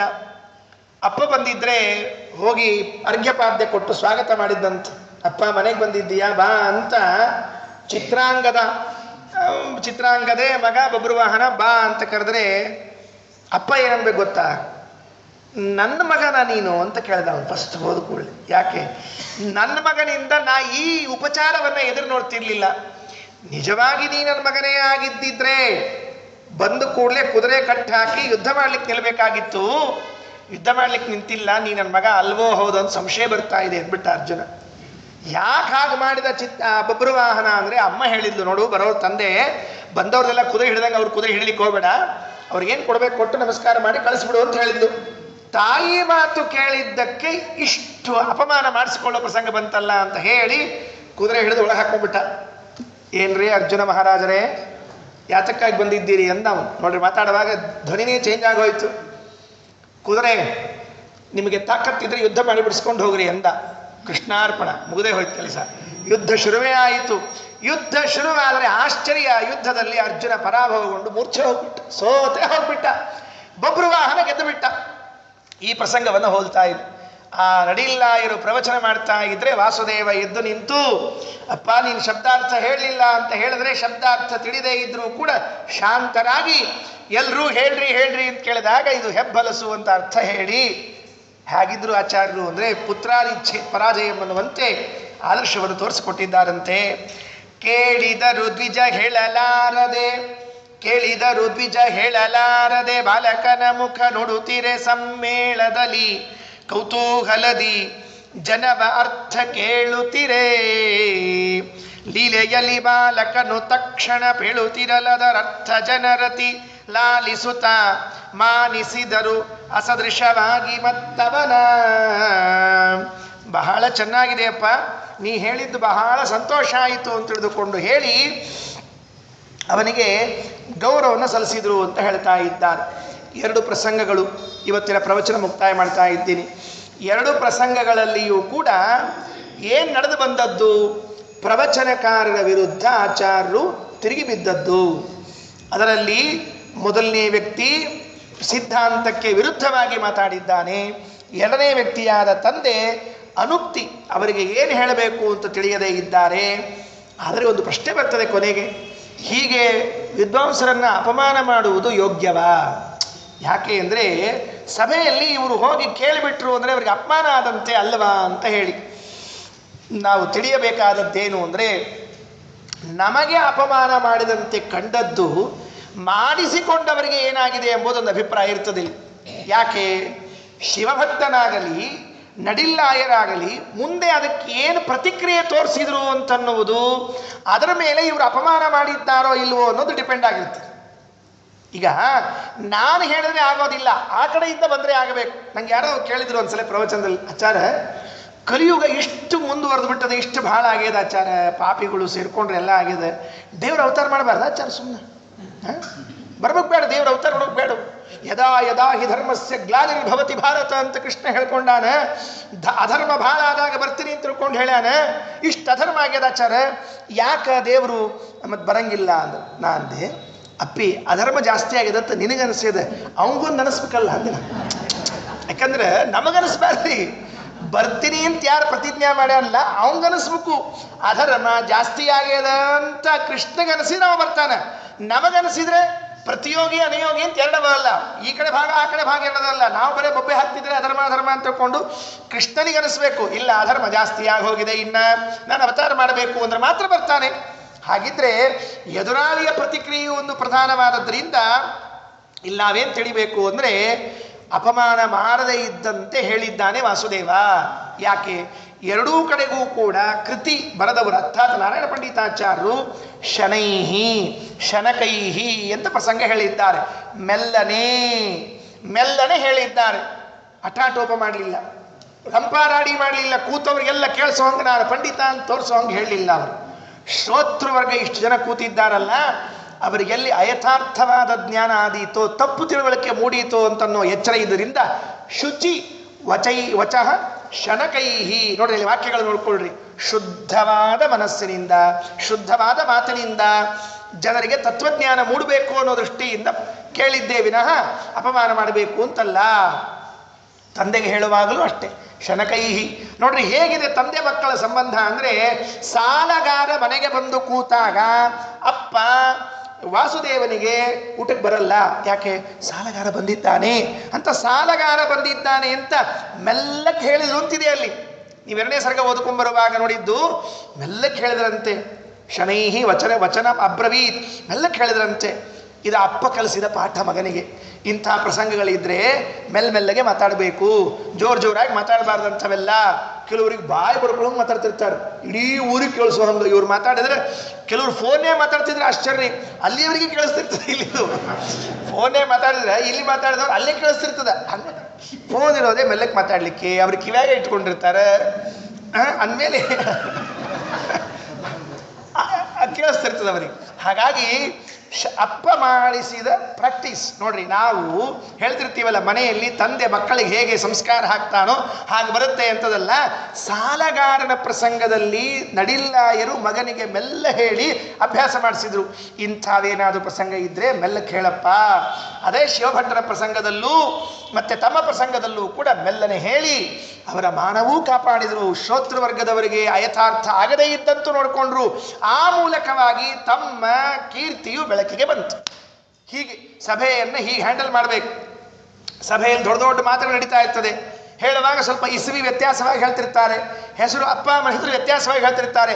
ಆಯೋಜಕರು ಹೋಗಿ ಮೈಕಂಡು ಏನ್ರಿ ತಪ್ಪು ಹೇಳಿಬಿಟ್ರಿ, ಹಿಂಗೆ ಹೇಳಿಕ್ಕೆ ಹೋಗಬಾರ್ದು. ಮೆಲ್ಲಕ್ಕೆ ಹೋಗಿ ಹಿಂದೆ ಹೋಗಿ ಒಂದು ಚೀಟಿ ಕೊಟ್ಟು ಅವರು ಇಲ್ಲ ನಾನು ಹೇಳುವಾಗ ವ್ಯತ್ಯಾಸ ಮಾಡಿಕೊಂಡಿದ್ದೆ, ಆಯೋಜಕರು ನೆನಪು ಮಾಡಿಕೊಟ್ರು, ಧನ್ಯವಾದ ಅಂತ ಹೇಳ್ತಾರೆ. ಅವರು ನೀವು ಅಲ್ಲೇ ಮೈಕ್ ಮೇಲೆ ನಿಂತ್ಕೊಂಡು ಇಂಥ ಅಪ್ಪದ್ದು ಹೇಳೋರ್ಲ ಕರ್ಕೊಂಡು ಪ್ರವಚನ ಮಾಡಿಸ್ತಾರೆ ಅಂದ್ರೆ ಅಂದ್ರೆ ಅವ ಏನು ಕತೆ ಹೇಳೋಳಂತ. ಇನ್ನೊಬ್ಬ ಅವರು ಬರೋಗಿಲ್ಲ ಇವರು ಬರೋಗಿಲ್ಲ. ಅದಕ್ಕೆ ಎಂದೂ ಕೂಡ ಹಾಗೆ ಹೇಳ. ಇದನ್ನು ನಾನು ನೋಡಿದ್ದೇನೆ ಸಾಕಷ್ಟು ಸಭೆಗಳಲ್ಲಿ. ಆ ಹೇಳುವಾಗ ಆಯೋಜಕರಿಗೆ ಸಮಸ್ಯೆ ಆಗ್ತದೆ. ಯಾಕಂದ್ರೆ ಎದುರಿಗೆ ಕೂತವರೆಲ್ಲ ಒಳ್ಳೆ ಸ್ಕಾಲರ್ಸ್ ಕೂತ್ಬಿಟ್ಟಿರ್ತಾರೆ. ಹೇಳ್ಕೊಂಬಂದು ಸ್ವಲ್ಪ ಓದುವಾಗ ವ್ಯತ್ಯಾಸ ಆಗೋದೆ. ಒಂದು ಚೀಟಿ ಕಳಿಸ್ತಾರೆ, ನೋಡಿಬಿಟ್ಟು ಅವರು ಮುಂದೆ ಹೇಳುವಾಗ ಒಂದೆರಡು ಸೆಂಟೆನ್ಸ್ ಆದಮೇಲೆ ಇಲ್ಲ ನಾನು ಹೇಳುವಾಗ ಒಂದು ಸ್ವಲ್ಪ ವ್ಯತ್ಯಾಸ ಮಾಡಿದ್ದೆ ತಿಳಿಸಿಕೊಟ್ರು ಧನ್ಯವಾದಗಳು ಅಂದರೆ ಅದೊಂದು ಸೌಜನ್ಯ, ಸಭಾ ಸೌಜನ್ಯ ಅಂತ ಇರ್ತದೆ. ಈ ಎಷ್ಟೋ ಜನ ವಿದ್ವಾಂಸರಲ್ಲಿ ಸಭಾ ಸೌಜನ್ಯ ಕಡಿಮೆ ಆಗ್ತಾ ಬರ್ತಾ ಇದೆ. ಯಾಕೆ ಅಂದರೆ ತಮ್ಮ ಪಾಂಡಿತ್ಯವನ್ನು ಪ್ರದರ್ಶನ ಮಾಡಬೇಕು ಅಂತ ಇಟ್ಟುಕೊಂಡು ಎದುರಿಗಿದ್ದವರು ಯಾರು ಹೇಳೋದೇನು ಅನ್ನೋದನ್ನು ಕೇಳಿಸಿಕೊಳ್ಳದೆ ತಮ್ಮದೊಂದೇ ಹೇಳಬೇಕು ಅಂತ ಕೂತ್ಬಿಟ್ಟಿರ್ತಾರೆ. ಇದು ದೊಡ್ಡ ದೋಷ ಇವತ್ತಿನ ಕಾಲದಲ್ಲಿ. ಆಚಾರಶಾಸ್ತ್ರವನ್ನು, ಆಚಾರ ಚರಿತ್ರೆಯನ್ನು ಕೇಳುವಾಗ ಶನೈಹಿ ಅಯಮ ಬ್ರವೀತ್ ಮೆಲ್ಲಕ್ಕೆ ಹೇಳಿದ್ರು ಅಂತ ಕೇಳ್ತಾ ಇದ್ದಾರೆ. ಇವೆಲ್ಲ ಪ್ರಸಂಗ ನಡೀತಾ ಇರುವಾಗ 5 ವರ್ಷ ತುಂಬಿತಂತೆ ವಾಸುದೇವನಿಗೆ. ಅಪ್ಪ ಸಂಕಲ್ಪ ಮಾಡಿದ್ರಂತೆ, ಏನು ಅಂದರೆ ಮುಂಜಿ ಮಾಡೋಣ ಅಂದ್ಕೊಂಡ್ರಂತೆ. ಉಪನಯನ ಮಾಡಬೇಕಲ್ಲ, ಯೋಗ್ಯವಾದ ವಯಸ್ಸು ಬಂತು ಅಂತ 31ನೇ ಪದ್ಯದಲ್ಲಿ ಉಪನಯನ ಮಾಡುವುದಕ್ಕಾಗಿ ಸಂಕಲ್ಪ ಮಾಡಿದರು ಅಂತ ಹೇಳ್ತಾರೆ. ಬಹುವಿಧೈಶ್ಚರಿತೈರಿತಿ ಚಾರುಭಿಹಿ ಸಕಲ ಲೋಕ ಕುತೂಹಲಕಾರಿಣಂ ದ್ವಿಜವರೇಣ ವಯಸ್ಸುಚಿತೆ ಸ್ಥಿತಂ ತಮುಪನೇತು ಮನೇನ ದಧೇ ಮನಃ. ಶ್ರೀಕೃಷ್ಣಾರ್ಪಣಮಸ್ತು. ಅಕ್ಷಯಂ ಕರ್ಮ ಯಸ್ಮಿನ್ ಪರೇ ಸ್ವರ್ಪಿತಂ ಪ್ರಕ್ಷಯಂ ಯಾಂತಿ ದುಃಖಾನಿ ಯನ್ನಾಮತಃ ಅಕ್ಷರೋ ಯೋಜನಃ ಸರ್ವದೈವಾಮೃತಃ